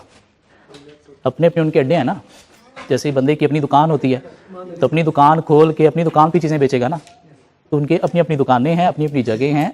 तो सोर्सेज ऑफ फाइनेंस नहीं, हम बिजनेस कर रहे हैं, हम चार्टर्ड अकाउंटेंट बनने जा रहे हैं, हम भिखारी बनने नहीं जा रहे। तो 3 सोर्सेज ऑफ फाइनेंस है, equity, debt, government grant. Government grant Pakistan में गवर्नमेंट शायद आपसे लेगी देगी कुछ नहीं, क्या ख्याल है? तो 2 ही मेन सोर्स ऑफ फाइनेंस है, इक्विटी और डेट। कौन सा चूज करना है कुछ फैक्टर्स पे डिपेंड करता है। अमाउंट रिक्वायर्ड, ज्यादा चाहिए तो इक्विटी, कम चाहिए तो डेट। कॉस्ट इक्विटी की ज्यादा है, डेट की कम है। इक्विटी की कॉस्ट ज्यादा है, डेट की कम है। केई ज्यादा होता है, केडी कम होता है। इशू कॉस्ट भी इक्विटी की ज्यादा होती है, अंडरराइटर के बीच में कॉस्ट है, ब्रोकर की कॉस्ट है, तो इशू कॉस्ट ज्यादा होती है, इक्विटी की, डेट की कम है। इक्विटी शेयर इशू करने के लिए आपको मार्केटिंग भी करना पड़ती है, तो उसमें मेरे देश का बिस्किट गाला जैसी वीडियोस भी बनाना पड़ती हैं, तो उसकी इक्विटी की कॉस्ट ज़्यादा है, डेट की कॉस्ट कम होती है। ड्यूरेशन हमें देखनी है, ड्यूरेशन देखनी है कि कितने टाइम पीरियड के लिए हमें डेट चाहिए। ओबियसली अगर हमने लॉन्ग टर्म एसेट पे लगाना है तो फिर लॉन्ग टर्म डेट लेंगे, शॉर्ट टर्म एसेट पे लगाना है तो फिर शॉर्ट टर्म डेट लेंगे। रीपेमेंट हमें देखनी है, डेट की रीपेमेंट आइदर ऑन मैच्योरिटी करनी है या एवरी ईयर या एवरी 6 मंथ्स में सेमी एनुअली विद इंटरेस्ट करनी है। इंटरेस्ट भी हमें देना ही देना है, क्या हम देने के काबिल होंगे, तो ये चीज़ें भी देखनी है। फ्लैक्सिबिलिटी इक्विटी में है, अच्छे टाइम है तो आपको देना है, बुरा टाइम है तो स्माइल दे देनी है, ख़त्म होगी बात। डेट कोई फ्लैक्सिबिलिटी नहीं है, चाहे आप मर रहे हो आपको उसका इंटरेस्ट देना ही देना है। फाइनेंशियल स्टेटमेंट इंपैक्ट, इक्विटी आपकी ईपीएस अर्निंग पर शेयर को कम कर देती है, डेट आपकी गेयरिंग को हाई कर देता है, तो फाइनेंशियल स्टेटमेंट पे इंपैक्ट भी है।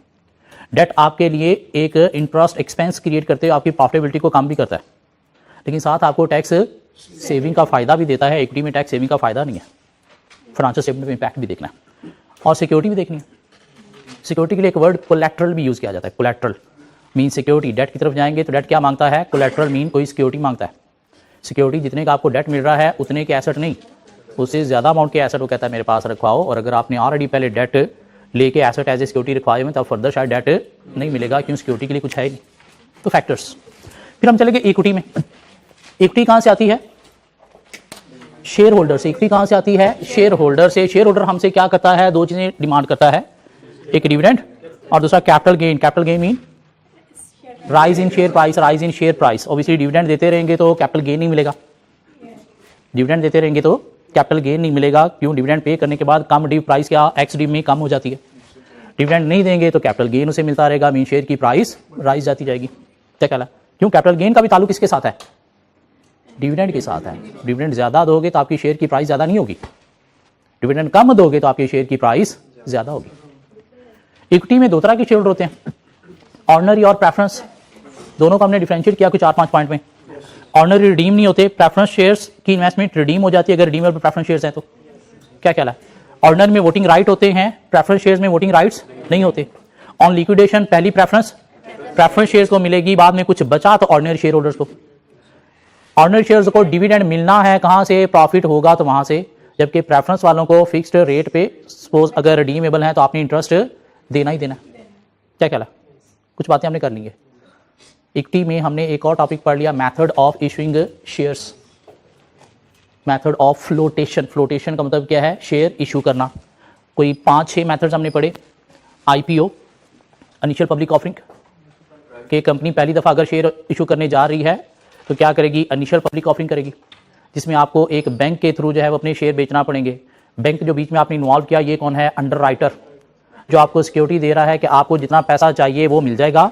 शेयर अगर पब्लिक में ना बिके तो मैं क्या करूंगा, आपके शेयर खुद खरीद लूंगा।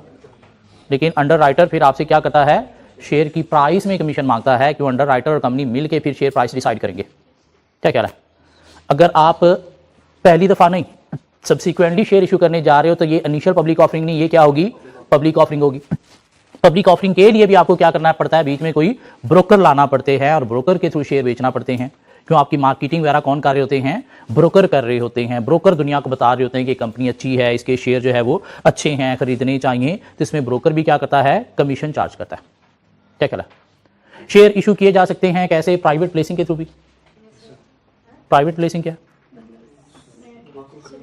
प्राइवेट प्लेसिंग क्या है, प्राइवेट प्लेसिंग क्या है, brokerage house. Brokerage house private placing क्या है, ब्रोकरेज हाउस, बड़े बड़े ब्रोकरेज हाउस आपके शेयर आपसे बाय कर लेते हैं। मीन जनरल पब्लिक में नहीं, आप ब्रोकरेज हाउस को शेयर दे रहे हो, 7-8 बड़े बड़े ब्रोकरेज हाउस ने आपके शेयर क्या किए, आपसे बाय कर लिए, आगे जनरल पब्लिक में वो सेल करेंगे। इससे क्या होता है, आपके पास जो नंबर ऑफ शेयर होल्डर हैं वो कम होते हैं, नंबर ऑफ शेयर होल्डर कम होते हैं। लेकिन ब्रोकरेज हाउस अगर शेयर खरीद लेते हैं तो आपको फौरी पैसा मिल जाता है, क्यों, पब्लिक में जाएंगे तो पता नहीं बिकेंगे या नहीं बिकेंगे।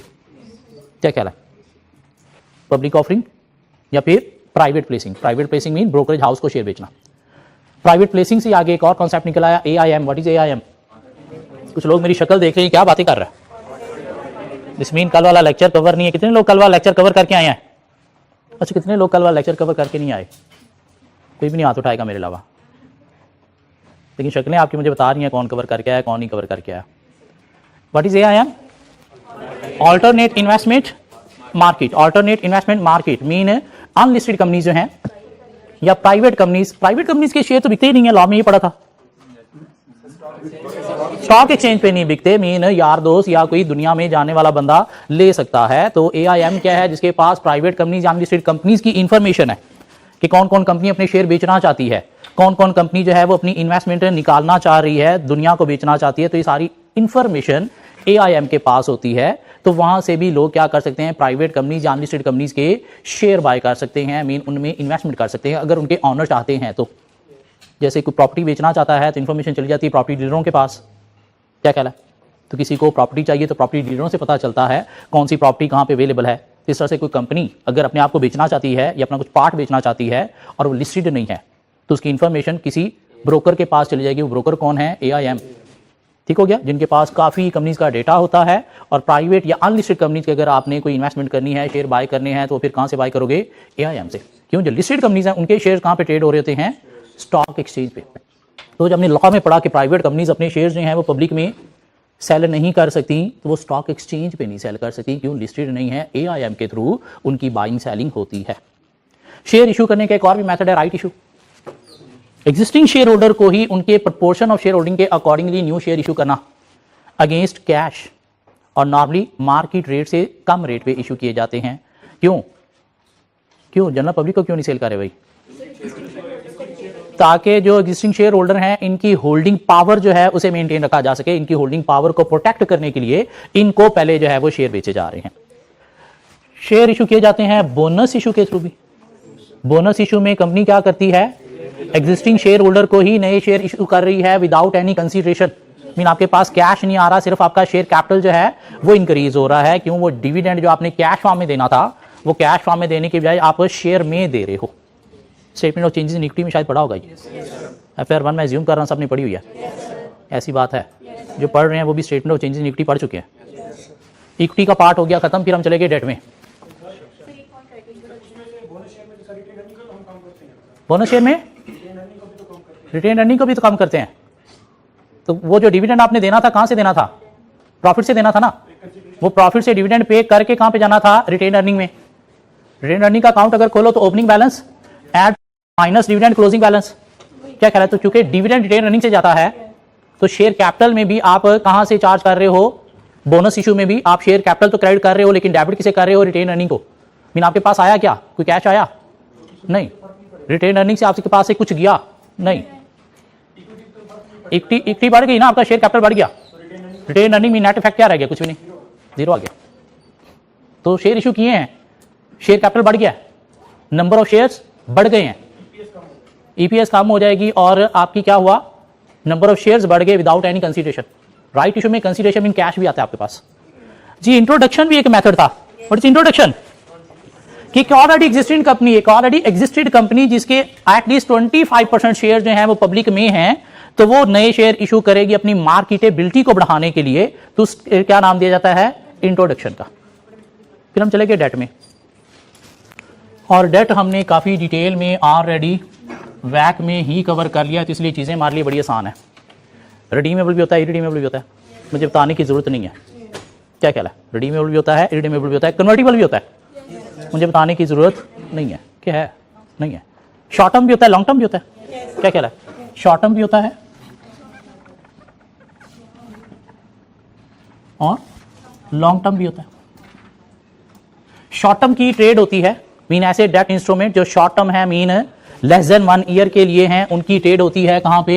मनी मार्केट में। बचपन में शायद हमने इकोनॉमिक्स पढ़ी होगी, कुछ ने हराम गोश्त समझ के हाथ नहीं लगाया होगा, लेकिन मैं अज्यूम कर रहा हूं सबने पढ़ी होगी। कई ऐसे भी होंगे जिन्होंने क्रैश बैच में पढ़ी होगी, तो वहां पे आपने कोई एक चैप्टर 14 या 15 पढ़ा होगा।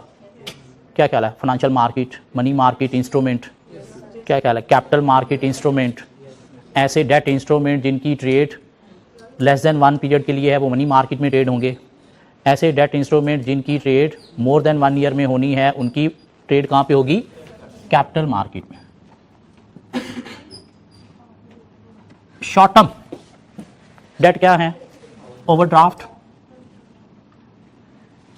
बैंक ने आपको एक ऑप्शन दे दी कि आप अपनी अकाउंट जीरो होने की सूरत में भी मनी यूज कर सकते हो। क्या ख्याल है? जिसके ऊपर interest rate normally as compare to long term debt जो है वो हाई होता है। क्यों? उधर तो एक टाइम पीरियड के लिए दे रहा है ना बैंक को पता है कितने टाइम पीरियड के लिए दे रहा हूँ, तो इंटरेस्ट एडजस्ट हो सकता है। इधर टाइम पीरियड फिक्स नहीं है, आप हो सकता है 3 माह बाद पे करो, आप हो सकता है हफ्ते बाद पे कर दो।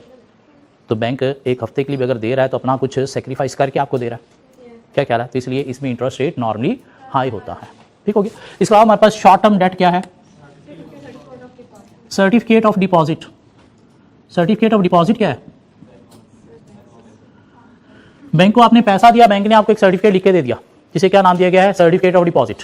क्या क्या है? At the time of maturity आपको जो है वो पैसा मिलेगा, नॉर्मली 90 डेज तक का होता है। बिफोर 90 डेज आपको पैसों की जरूरत पड़ी तो आप क्या करोगे?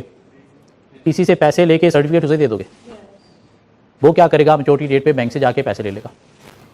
इसके ऊपर आपको क्या मिलता है? इंटरेस्ट मिलता है। ठीक हो गया। इसके अलावा हमारे पास शॉर्ट टर्म डेट में क्या है? ट्रेजरी बिल, जिसको टी बिल का नाम भी दिया जाता है, और ये गवर्नमेंट इशू करती है जनरल पब्लिक से शॉर्ट टर्म के लिए लोन लेने के लिए। क्या कहला? और इसमें डीप डिस्काउंट होता है, मीन ये डीप डिस्काउंट डेट है। डीप डिस्काउंट का मतलब क्या है कि इशू डिस्काउंट पे होगा, रिडीम फेस वैल्यू पे होगा। तो डिस्काउंट मीन 100 वाला टी बिल इशू किया गवर्नमेंट ने 88 में, आपको बाद में मिलने कितने हैं? 100, तो बीच में ये 12 क्या है? ये आपका इंटरेस्ट है। इन इसके ऊपर आपको जो है एवरी मंथ इंटरेस्ट नहीं मिलेगा। इसका इंटरेस्ट कैसे कैलकुलेट होगा? Deep discount. Deep discount mean issue discount पे होगा और रिडीम अपनी फेस वैल्यू मीन 100 पे ही होगा। तो बीच में जो डिफरेंस है 12, ये क्या है? 12 ये क्या है? इंटरेस्ट है। ये इंटरेस्ट मुझे कैलकुलेट करके दे सकते हैं कितना बनेगा? 12% बनेगा। आपने कितने पैसे दिए हैं? तो 88 पे यार 12 अप्लाई करोगे ना, 100 पे अप्लाई करोगे, 88 पे 12 डिवाइड बाई 88 करोगे तो कोई आपके पास आएगा कितना? 13.6% ये इंटरेस्ट है इसके ऊपर। क्या कहला? आपने 88 दे के 100 लिया है तो 12 एक्स्ट्रा लिया है, तो 12 अगेंस्ट 88 देखोगे, 100 देखोगे, 88 देखोगे, आपको कितना फायदा मिला? 13% का। इसके अलावा हमारे पास और शॉर्ट टर्म क्या है? शॉर्ट टर्म और क्या है? Commercial paper. कमर्शियल पेपर एक कंपनी ने इशू किया, एक कंपनी ने इशू किया लोन लेने के लिए। क्या है? एक प्रोमिसरी नोट है जिसके ऊपर पेज के ऊपर लिख दिया है कि मैं इतने टाइम पीरियड के लिए आपसे ये पैसा एज ए लोन ले रहा हूं, और साथ आपको क्या मिलेगा? इस पे इंटरेस्ट मिलेगा। ये एक ऐसा इंस्ट्रूमेंट है जो शॉर्ट टर्म भी हो सकता है, लॉन्ग टर्म भी हो सकता है। हाँ, नॉर्मली ये शॉर्ट टर्म ही होता है, इसलिए हमारी बुक भी ये कह रही है कि शॉर्ट टर्म है, लेकिन ये लॉन्ग टर्म भी हो सकता है। मीन दोनों मार्केट में ट्रेड किया जा सकता है। लॉन्ग टर्म है तो कैपिटल मार्केट में, शॉर्ट टर्म है तो कहां पे? मनी मार्केट में। ठीक हो गया। इसमें एक कॉन्सेप्ट है सिंडिकेट का। सिंडिकेट, सिंडिकेट क्या है? कि कंपनी जो है वो कमर्शियल पेपर इशू करना चाह रही है। इसने सपोज एमसीबी बैंक को बुलाया और उसे कहा कि भाई मुझे जो है वो लोन लेना, इतना पैसा चाहिए, कमर्शियल पेपर इशू करना। अब ये एमसीबी क्या करेगा? आगे डिफरेंट बैंकर्स को, डिफरेंट ब्रोकरेज को, मीन बड़े कारपोरेट्स को इनवाइट करेगा कि आप ये कमर्शियल पेपर बाय करो। क्यों? इस पे आपको क्या मिलेगा? इंटरेस्ट मिलेगा। मीन एमसीबी आपका मेन ब्रोकर है। क्या कहला है? उसने आगे क्या किया? डिफरेंट बैंकों को इसमें इन्वॉल्व किया, डिफरेंट इन्वेस्टर्स को, कारपोरेट्स को इसमें इन्वॉल्व किया। तो ये जो डिफरेंट बैंकर्स और डिफरेंट कारपोरेट्स मिलकर एमसीबी के साथ आ गए हैं, इसको क्या नाम दिया जाता है? सिंडिकेट का। सबको इंटरेस्ट मिलेगा, सब इन्वेस्टमेंट कर रहे हैं। क्या कहला है? लेकिन ये अरेंज किसने किया? एमसीबी ने। तो एमसीबी को थोड़ा ज्यादा इंटरेस्ट हम देंगे, हाँ, बाकियों को क्या करेंगे? कम देंगे। सपोज एमसीबी को हम 15% देंगे, बाकियों को 12% देंगे। तो जो डिफरेंट इन्वेस्टर्स आपस में ग्रुप बन जाते हैं और ग्रुप फॉर्म में कोई डेट बाय कर रहे हैं, तो इसे क्या नाम देता है? सिंडिकेट। इनको जो अरेंज करने वाला है उसको मेनली इंटरेस्ट ज्यादा मिलता है, और बाकियों को क्या मिलता है? सिंडिकेट में जो बाकी इन्वेस्टर्स हैं उसे इंटरेस्ट कम मिलता है। तो ये कमर्शियल पेपर भी अगर लॉन्ग टर्म है तो through syndicate, syndicate mean different investor या बैंक के थ्रू इशू किया जाता है, और उसमें जो मेन अरेंज करने वाला है डिफरेंट इन्वेस्टर्स को, उसे इंटरेस्ट ज्यादा मिलता है और बाकियों को इंटरेस्ट कम मिलता है। ठीक हो गया। हाइब्रिड इंस्ट्रूमेंट है। हमारी बुक कह रही है कि शॉर्ट टर्म है, लेकिन ये लॉन्ग टर्म भी हो सकता है। शॉर्ट टर्म अगर हम डेट की बात करें तो इसमें हमारे पास आ जाता है ट्रेड क्रेडिट भी। ट्रेड क्रेडिट, उधार पे चीजें लेना, किससे? सप्लायर से, जिसके ऊपर इंटरेस्ट कोई नहीं होता। क्यों? आपको एक टाइम पीरियड दे दिया जाता है, लाइक 30 to 90 डेज में पेमेंट कर दो तो बस ठीक है। हाँ, अगर 90 डेज ऊपर चले गए तो फिर आपको डिफॉल्ट सरचार्ज पे किया जाएगा, जो डिफरेंट कंपनीज की पॉलिसी हो सकती है। देखो क्या वो डिफॉल्ट सरचार्ज क्या है? एक तरह का आपको इंटरेस्ट पड़ गया। क्या कहला है? बिजली का बिल, पानी का बिल, गैस का बिल, नेट का बिल, इतने टाइम में पे कर दो तो इतना ही है। इससे ऊपर चला गया तो फिर क्या है, डिफ़ॉल्ट सरचार्ज। 1500 बिल है इस ड्यू डेट तक, इस ड्यू डेट के बाद पे करोगे तो 1750 पे करना पड़ेंगे। तो ऊपर जो 250 है वो क्या है, डिफ़ॉल्ट सरचार्ज, वो क्या है, एक तरह का इंटरेस्ट है ड्यू अमाउंट के ऊपर। ठीक हो गया। सो ये हमारे पास कुछ शॉर्ट टर्म जो है वो डेट दिए गए हैं। लॉन्ग टर्म डेट की बात करें तो लॉन्ग टर्म डेट में क्या आ जाता है, बैंक लोन आ जाता है, डिबेंचर आ जाता है, बॉन्ड आ जाता है, लोन नोट आ जाता है, लीजेस आ जाता है, वारंट आ जाता है, यूरो बॉन्ड आ जाता है,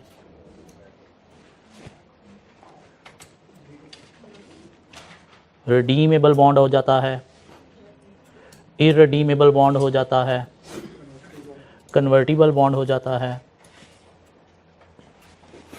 बैंक लोन, बैंक ने आपको पैसा दिया एक खास टाइम पीरियड के लिए और उसके ऊपर आपसे इंटरेस्ट चार्ज किया जाएगा। किसी को ट्रांसफर हो सकता है, नहीं ट्रांसफर हो सकता सर, जो बंदा लोन लेने वाला है उसे ही पे करना है। क्या कहला, ट्रांसफरेबल डेट ये नहीं है। इंटरेस्ट रेट फिक्स होता है, फ्लोटिंग भी हो सकता है। फिक्स नहीं, इतना ही देना है, फ्लोटिंग मार्केट रेट के अकॉर्डिंगली आपको देना है। क्या कहला, फिक्स भी हो सकता है, फ्लोटिंग भी हो सकता है। एक हाई इन्फ्लेशनरी इकॉनमी के अंदर फ्लोटिंग अच्छा होगा या फिक्स अच्छा होगा? फिक्स अच्छा होगा, क्यों, इन्फ्लेशन के साथ साथ अगर इंटरेस्ट भी बढ़ता गया तो नुकसान हो जाएगा। ठीक हो गया। तो दोनों ऑप्शन हो सकती हैं, फिक्स भी हो सकता है, फ्लोटिंग भी हो सकता है। हाँ, नॉर्मली पाकिस्तान में फिक्स भी होता है। डिबेंचर, कंपनी पब्लिक से पैसा लेने के लिए कागज के टुकड़े इशू कर रही है, उसने क्या नाम दिया है, डिबेंचर, जो आफ्टर सर्टन टाइम पीरियड क्या होंगे, रिडीम होंगे, और कंपनी क्या करेगी, इसके ऊपर इंटरेस्ट देगी। लेकिन अनसिक्योर्ड डेट है, इसके अगेंस्ट कोई कोलेटरल मीन सिक्योरिटी नहीं है, इसके अगेंस्ट बैंक आपसे कोलेटरल मीन सिक्योरिटी मांगता है।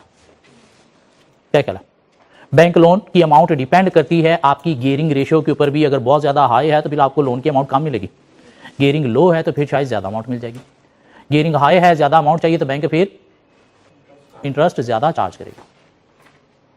क्या कह रहा, क्यों, बैंक की मिन्नतें करोगे, कोई अच्छा फिर इतने इंटरेस्ट पे दूंगा। सिक्योरिटी ज़्यादा दोगे तो शायद इंटरेस्ट कम होगा, सिक्योरिटी कम होगी तो इंटरेस्ट ज़्यादा होगा। बैंक आपकी कैश फ्लो पोजीशन भी देखता है, आपकी औकात क्या है, अच्छी है तो शायद इंटरेस्ट रेट कम होगा, अगर आपकी कैश फ्लो अच्छी नहीं है तो फिर इंटरेस्ट बैंक ज़्यादा चार्ज करेगा। क्यों, रिस्क ज़्यादा ले रहा है ना, जितना ज़्यादा रिस्क ले रहा है उतना फिर रिटर्न ज़्यादा कमाएगा। बॉन्ड और डिवेंचर में क्या डिफरेंस है कि बॉन्ड हम किसी श्योरिटी के थ्रू इशू करते हैं, लाइक किसी बैंक के थ्रू इशू करते हैं, तो बैंक एज ए सिक्योरिटी आपके एसेट जो है वो रख देता है। क्यों, बैंक इशू कर रहा है तो कल को अगर आपने बॉन्ड के अगेंस्ट अमाउंट वापस नहीं की तो फिर वो श्योरिटी बैंक क्या करेगा, सिक्योरिटी में से इन्वेस्टर्स को पैसे देगा। डिवेंचर में कोई सिक्योरिटी नहीं होती, क्यों, कंपनी डायरेक्टली इशू कर रही है, तो बॉन्ड सिक्योर है, मीन कोलेटरल के, जबकि डिवेंचर विदाउट एनी कोलेटरल है, मीन अनसिक्योर्ड डेट है। बॉन्ड रिडीमेबल होते हैं, इररिडीमेबल होते हैं, कन्वर्टिबल होते हैं। रिडीमेबल, सूद भी देना है, आफ्टर मैच्योरिटी पीरियड आपने पैसे वापस देने। इररिडीमेबल, सिर्फ सूद देना है, पैसे वापस नहीं देने, और टैक्स डिडक्टिबल है, इन सारी लोन टैक्स डिडक्टिबल है। क्या कहला है, कन्वर्टिबल, कन्वर्टिबल बॉन्ड क्या है कि आपने इशू किया है ऑन मैच्योरिटी, होल्डर के पास ऑप्शन है कि वो आइदर शेयर में कन्वर्ट कर ले या फेस वैल्यू ले ले। ऑब्वियसली एक राशनल इन्वेस्टर हायर को ही प्रेफर करेगा। लोन नोट एक प्रोमिसरी नोट है जो नॉर्मली बैंक इशू करता है दुनिया से कर्जा लेने के लिए, पैसा लेने के लिए। कंपनीज बहुत कम इशू करती हैं। ये कौन इशू करता है, बैंक इशू करता है। शॉर्ट टर्म भी हो सकते हैं, लॉन्ग टर्म भी हो सकते हैं। मीन ये इंस्ट्रूमेंट जो है वो हाइब्रिड है, ये इंस्ट्रूमेंट जो है वो हाइब्रिड है। मीन शॉर्ट टर्म भी हो सकते हैं, लॉन्ग टर्म भी हो सकते हैं। Can be traded in money market if short term and traded in capital market if long term. तो लोन नोट क्या है, एक नोट है, लाइक एक पेज है, एक प्रोमिसरी नोट है जिसमें बैंक ने क्या किया है, इशू किया है पैसा लेने के लिए दुनिया से, और वो जो लिख के दे दिया है वो क्या है, एक लोन नोट है। ठीक हो गया। एक होती है लोन स्टॉक। लोन नोट और लोन स्टॉक में क्या डिफरेंस है? लोन नोट डेट है, लोन स्टॉक क्या है, लाइक कन्वर्टिबल डेट है कि कल को कन्वर्ट हो सकता है किसमें, स्टॉक, स्टॉक बोले तो कंपनी के शेयर्स में। इन लोन स्टॉक नॉर्मली टर्म किस लिए यूज की जाती है, कन्वर्टिबल डेट के लिए, जबकि लोन नोट कन्वर्टिबल नहीं है, ये क्या है, डेट ही है। लीजिस जिसमें पैसा नहीं, कोई एसेट आपको मिलेगा, कोई एसेट आपको मिलेगा और एसेट आपने यूज करना है और उसकी यूजेज की कॉस्ट पे करनी है। नॉर्मली यहाँ पे टिश्यू पड़े होते थे, आज टिश्यू भी नहीं रखे उन्होंने, क्योंकि आज जरूरत पड़ेगी ना, फिर कहते हैं लोग रिजाइन कर रहे हैं। सो लीजेस क्या है? एक डेट है किसी एसेट के अगेंस्ट जिसमें आपको पैसा नहीं, क्या मिलेगा? कोई एसेट मिलेगा। बस रहने दो, काम हो गया मेरा, अब पता नहीं आगे के कहीं चला गया। सो दो तरह की लीजेस होती हैं, फाइनेंस लीज और operating lease. Finance lease and operating lease. Finance lease में आपको एक एसेट मिला है जो आपने यूज करना है, 5 साल है तो 5 साल तक इंटरेस्ट देना है, साथ कुछ रीपेमेंट भी करनी है प्रिंसिपल की, और आफ्टर 5 इयर्स आपके पास ऑप्शन है कि आप एसेट को बाय भी कर सकते हो। ठीक हो गया? ऑपरेटिंग लीज, आपने एक एसेट यूज करना है, उसका इंटरेस्ट पे करना है, पेमेंट करनी है, लेकिन इसमें एसेट आप बाय नहीं कर सकते, सिर्फ एसेट यूज करते रहोगे। एक बंदा होता है लैसर, बैंक, लैसी इंडिविजुअल, लोन लेने वाला गरीब आदमी, ये अमीर भी हो सकता है। आपको पता है ये जो रोड पे गाड़ियां चल रही हैं इनमें से आधी लीज वाली हैं। फिर ये कौम कहती है कि हम पे आफतें क्यों आती हैं? लीज बोले तो हराम, खा रहे हैं, खिला रहे हैं। क्या ख्याल है? अपनी औकात में रहना चाहिए। इसलिए एक बात दिमाग में बिठा लो कि हमेशा अपनी औकात में रहना है। ये जो इस्लामिक फाइनेंसिंग है ये हराम नहीं है, हलाल है, इसमें भी काफ़ी कबाहतें हैं। ठीक हो गया? इसलिए कभी भी ये लोन लीजीज के चक्कर में नहीं पड़ना, अपनी औकात में रहना है। ये इंटरेस्ट कुरान की पहले ही पेज पे है कि सूद ऐसे है जैसे अल्लाह और उसके रसूल के साथ जंग है, और ये वाकई जंग है, ये ऐसे ही नहीं कुरान में लिखा हुआ। बड़े बड़े लोगों को तबाह बर्बाद होते मैंने देखा है सिर्फ इंटरेस्ट में पड़ते ही, और समझ नहीं सके कि हुआ क्या है। इसलिए हमेशा अपनी औकात में रहना है।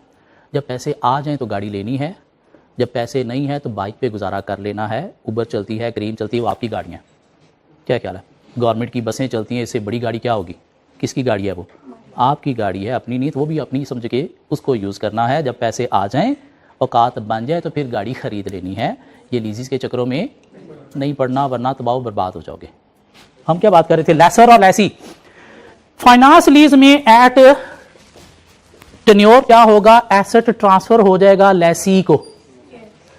एसेट ट्रांसफर हो जाएगा किसको? लेसी को। मीन ऑनरशिप 5 साल तक लेसर के पास रहेगी, लेकिन एसेट की पोजेशन किसके पास है? लेसी के पास।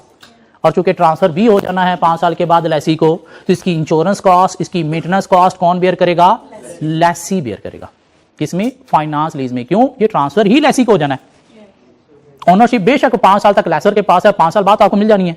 एसेट किसकी पोजेशन में है? लेसी की पोजेशन में है, तो इसकी इंश्योरेंस, इसकी मेंटेनेंस कॉस्ट किसने बेयर करनी है? लेसी ने बेयर करनी है। ये ऑपरेटिंग लीज में एसेट चूंकि लेसी को ट्रांसफर नहीं होना, तो इसकी ओनरशिप लेसर के पास है, मेंटेनेंस कॉस्ट, इंश्योरेंस किसने बेयर करनी है? लेसर ने बेयर करनी है। और एक टेबल इसकी डिफरेंसेस का दिया गया है, वो पढ़ लेना, आप समझ आ जाएगी। एग्जाम्पल दे दें, आपने एक घर किराए पे लिया है और उसमें रह रहे हो। घर की मरम्मत करानी आप खुद कराते हो या मालिक मकान को बोलते हो? मालिक मकान को बोलते हो। ये पेंट कराना है, कौन करा के देता है? मालिक मकान। ये क्या है? ऑपरेटिंग लीज है। एक गाड़ी आपने बैंक से लीज पे लिया, गाड़ी को कौन यूज़ कर रहा है? बैंक या आप? 5 साल बाद आपकी हो जानी है, इसी नीयत से लिए ना। बैंक से ये तो नहीं कहा किराए पे मैं ले रहा हूँ, जब तेरी ज़रूरत पड़े तू ले लिया करना, नहीं। इसकी इंश्योरेंस, इसकी मेंटेनेंस, इसका पेट्रोल, इसको ऑयल चेंज कराना है, इसको नहलाना है तो किसने करना है? आपने। कहीं से पेंट खराब हो गया तो किसने कराना है? आपने कराना है। क्यों? आफ्टर लीज पीरियड ये आपकी है, तो अपनी समझ के चला रहे हो ना। क्या कर, घर अपनी समझ के नहीं रह रहे होते, तोड़ फोड़ भी कर रहे होते हैं। हाँ, तोड़ फोड़ भी कर रहे होते हैं। क्यों? जब छोड़ जाएंगे पीछे देखी जाएगी। क्यों? लीज पे। हमारा जो अकाउंटिंग है FAR2, उसमें शायद लीजीज जो लोग पढ़ रहे हैं, पहला टॉपिक यही पढ़ाया जाता है। वहाँ पे वो कहते हैं कि लीजीज 2 तरह की होती है, लॉन्ग टर्म और शॉर्ट टर्म। वो स्टैंडर्ड भी अभी कोई 3 साल पहले चेंज हुआ है। उस स्टैंडर्ड के अंदर पहले वर्डिंग फाइनेंस लीज और ऑपरेटिंग लीज ही होती थी। वो जो लॉन्ग टर्म है वो फाइनेंस लीज है, और वो जो शॉर्ट टर्म है वो क्या है? ऑपरेटिंग लीज है। वारंट, वारंट, वारंट क्या है? वारंट जस्ट लाइक बॉन्ड है, कन्वर्टिबल बॉन्ड। वारंट क्या है? Just like convertible bond. Convertible bond क्या है? एक पार्ट है जो इशू किया गया है। इशू करते वक्त मार्केट रेट से कम रेट पे इशू किया जाता है। कन्वर्टिबल बॉन्ड इशू करते वक्त मार्केट रेट से कम पे इशू किया जाता है। मैं बात शायद नहीं कर रहा, ऑलरेडी ये बात हो चुकी है हमारी। इसके नंबर ऑफ शेयर पहले से फिक्स होते हैं, कितने शेयर में कन्वर्ट होगा एट मैच्योरिटी। होल्डर के पास ऑप्शन होगी कि आइदर शेयर में कन्वर्ट कर ले या फिर फेस वैल्यू ले ले। ये बात हम कर चुके हैं। तो वारंट भी जस्ट लाइक कन्वर्टिबल बॉन्ड है, लेकिन इसके दो पार्ट है। मीन इसका जो शेयर वाला पार्ट है वो सेपरेट हो जाता है और बाकी फेस वैल्यू वाला पार्ट सेपरेट हो जाता है। और ये शेयर वाला पार्ट आगे ट्रेड भी किया जा सकता है, किसी को बेचा भी जा सकता है। क्या कह रहा, 100 रुपए वाला आपने बॉन्ड कन्वर्टिबल इशू किया और ऑप्शन दे दी कि ये कन्वर्टिबल हो सकता है आइदर शेयर में या फिर फेस वैल्यू पे, ऊपर इंटरेस्ट मिलेगा। ठीक हो गया। तो अब जो होल्डर है उसने अगर शेयर वाला पार्ट लेना है तो उसे ये फेस वैल्यू वाला पार्ट क्या करना पड़ेगा, सेक्रीफाइस करना पड़ेगा। और ये शेयर वाला पार्ट सेपरेट करके आगे बेचा भी जा सकता है। मीन फेस वैल्यू 100 वाला पार्ट आपने अपने पास रख लिया, उस पर इंटरेस्ट खा रहे हो। शेयर वाला पार्ट सपोज आपने जो है वो 12 रुपए में आगे बेच दिया, जिसने खरीदा अब एंड पे सपोज उसे मिल रहे हैं शेयर की प्राइस राइज होने की सूरत में 20, तो क्या करेगा, फेस वैल्यू 100 थी तो 20 उसे लेने के लिए साथ क्या करना पड़ेगा, एक 100 का नोट अटैच करना पड़ेगा। तो वो क्या कर सकता है, शेयर ऑप्शन सेपरेट ले सकता है। हाँ, ये जो इश्योर था, होल्डर था, ये सिर्फ क्या करेगा, अब फेस वैल्यू का 100 ही देगा। इसके दो पार्ट हो सकते हैं। इसमें जो शेयर ऑप्शन वाला पार्ट है उसको सेपरेट किया जा सकता है, उसको सेपरेटली आगे बेचा भी जा सकता है। जबकि नॉर्मल बॉन्ड में वो शेयर वाला पार्ट सेपरेट नहीं किया जा सकता। एक इन्वेस्टर के पास ही दोनों पार्ट हैं at the time of redemption, उसको देखना है कि आइदर शेयर लेना है या फिर फेस वैल्यू लेनी है। जबकि वारंट एक ऐसा बॉन्ड है जिसका शेयर पार्ट सेपरेट करके उसको सेपरेटली ट्रेड किया जा सकता है। मीन आप किसी को बेच भी सकते हो। 100 वाला आपने बॉन्ड लिया कन्वर्टिबल, जिसमें ऑप्शन है कि कन्वर्टेड इनटू शेयर भी हो सकता है। तो आपने क्या किया, वो 100 फेस वैल्यू वाला पार्ट अपने पास रख लिया जिस पे इंटरेस्ट खा रहे हो, शेयर वाला पार्ट आपने आगे किसी को बेच दिया। कितने में बेच दिया, सपोज 12 रुपए में बेच दिया।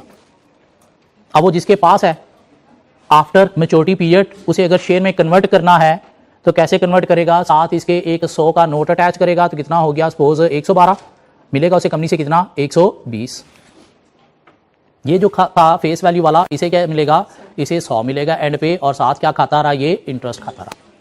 मीन नॉर्मल कन्वर्टिबल बॉन्ड में ये शेयर पार्ट सेपरेट नहीं किया जा सकता। ट्रेड करना है तो पूरा का पूरा ही ट्रेड होगा। क्या कहला है। जबकि वारंट में शेयर वाला पार्ट सेपरेट करके उसको सेपरेटली भी ट्रेड किया जा सकता है, बेचा जा सकता है। तो कन्वर्टिबल बॉन्ड ही है, सिर्फ डिफरेंस क्या है कि इसमें शेयर का पार्ट, शेयर ऑप्शन का पार्ट सेपरेट करके उसे ट्रेड किया जा सकता है, जबकि इसमें शेयर ऑप्शन वाला पार्ट सेपरेट नहीं किया जा सकता। अगर आपने बॉन्ड बेचना है तो पूरा का पूरा ही बिकेगा। उस बंदे के पास एंड पे ऑप्शन होगी कि इधर शेयर में कन्वर्ट कर ले या फेस वैल्यू ले ले।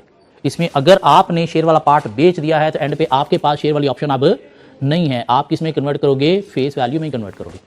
वो जिसके पास शेयर वाला पार्ट है वो शेयर लेगा।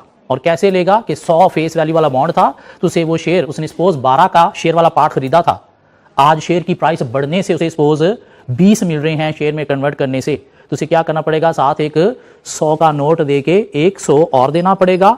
तो 12 पहले दिए थे, कितने दिए, 112, मिल कितने रहे हैं, 120 मिल रहे हैं। हाँ, अगर उसने पार्ट सेपरेट करके नहीं बेचा तो फिर दोनों ऑप्शन होल्डर के पास है। शेयर ऑप्शन में कन्वर्ट करना चाहता है या फिर फेस वैल्यू ही लेना चाहता है। शेयर ऑप्शन में कन्वर्ट करना चाहता है तो फेस वैल्यू से क्या करना पड़ेगी, सेक्रीफाइस करना पड़ेगी। क्यों, वो 100 साथ अटैच होकर शेयर ऑप्शन में कन्वर्ट होगा। यूरो बॉन्ड मुझे नहीं पता क्या है, किसी की क्लास तो नहीं है नेक्स्ट 2 मिनट अगर दे दो तो कवर हो गया। यूरो बॉन्ड क्या है, एक ऐसा लोन है, एक ऐसा बॉन्ड है जो आउटसाइड कंट्री इशू किया जाता है। कहां पे इशू किया जाता है, आउटसाइड कंट्री इशू किया जाता है। मीन होम कंट्री में नहीं, आउटसाइड कंट्री इशू किया जाता है, जिसके साथ यूरो का वर्ड लगाना जरूरी है। मीन फॉरेन से लोन लेने के लिए फॉरेन कंट्री में जो आप बॉन्ड इशू कर रहे हो उसे क्या नाम दिया जाता है, यूरो बॉन्ड का। आप पाकिस्तानी रुपये में बॉन्ड इशू कर रहे हो तो बॉन्ड का नाम क्या होगा, यूरो रुपीज बॉन्ड।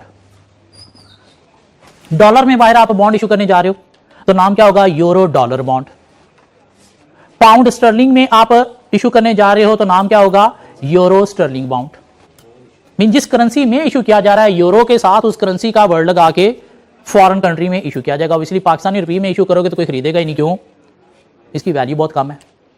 तो एक ऐसी करेंसी जो स्टेबल है, जिसकी वैल्यू में फ्लक्चुएशन बहुत ज्यादा नहीं आती। ये जो डॉलर इतने का बढ़ गया, कम हो गया, बेसिकली डॉलर बढ़ कम नहीं हो रहा, वो दुनिया में उतने का ही है। आपकी करेंसी जो है वो डिवैल्यू हो रही है, आपकी करेंसी डाउन जा रही है। मीन आपकी करेंसी स्टेबल नहीं है। जिस तरह पाकिस्तान में डॉलर बढ़ रहा है, दुनिया में नहीं बढ़ रहा, क्यों, उनकी करेंसी स्टेबल है। उनके अगेंस्ट डॉलर का रेट अभी भी वही है जो 5 साल पहले था। थोड़ी बहुत फ्लक्चुएशन आती है। पाकिस्तान में 5 साल पहले 106 था, आज 176 है। ये हकीकत है। 5 साल पहले डॉलर 106 का था, आज 176 का है। तो डॉलर नहीं बढ़ा, ये आपकी करेंसी डी वैल्यू हुई है। जो सिर्फ डॉलर नहीं बढ़ा, बाकी दुनिया की करेंसी भी आपकी करेंसी के अगेंस्ट बढ़ी है। दिस मीन आपकी करेंसी डी वैल्यू हुई है। दुनिया में डॉलर उतने का ही है। लाइक यूएई का दिरहम अगेंस्ट डॉलर 3.67 रेट था, आज भी उतना ही है, 5 साल पहले भी उतना ही था। 3.67 दिरहम दे के $1 मिलता है। 5 साल पहले भी उतने का मिलता था, आज भी उतने का मिलता है। तो यूरो बॉन्ड, फॉरेन कंट्री में अगर आपने बॉन्ड इशू करने हैं तो क्या इशू करोगे? Euro bond. जिस करेंसी में इशू कर रहे हो, डॉलर में इशू कर रहे हो, तो फिर यूरो डॉलर बॉन्ड इशू करोगे। अब इसमें फॉरेन कंट्री में इशू करने हैं तो वहां पे कोलैटरल मीन सिक्योरिटी आपसे मांगी जाती है। इसके अंदर जो है वो डिफरेंट सिंडिकेट्स भी इन्वॉल्व हो जाते हैं जो आपके बॉन्ड फॉरेन कंट्री में इशू करने में हेल्प देते हैं। क्यों? सिक्योरिटी नहीं होगी तो शायद बाहर कोई खरीदेगा नहीं। क्यों? पाकिस्तानी बॉन्ड है। क्या ख्याल है? और यहाँ की गवर्नमेंट भी बड़ी ऑनेस्ट होती है, करप्शन तो इनके लिए हराम है। तो इसलिए बीच में सिक्योरिटी मीन कोलैटरल भी होता है और इशू करने के लिए सिंडिकेट्स मीन ब्रोकर की भी जरूरत पड़ती है। इसके अलावा मेरा नहीं ख्याल डेट में कुछ चीजें रह गई हैं। हाँ, डेट में कुछ छोटे छोटे टॉपिक्स हैं कि डेट का फायदा क्या है इन्वेस्टर को या कंपनी को।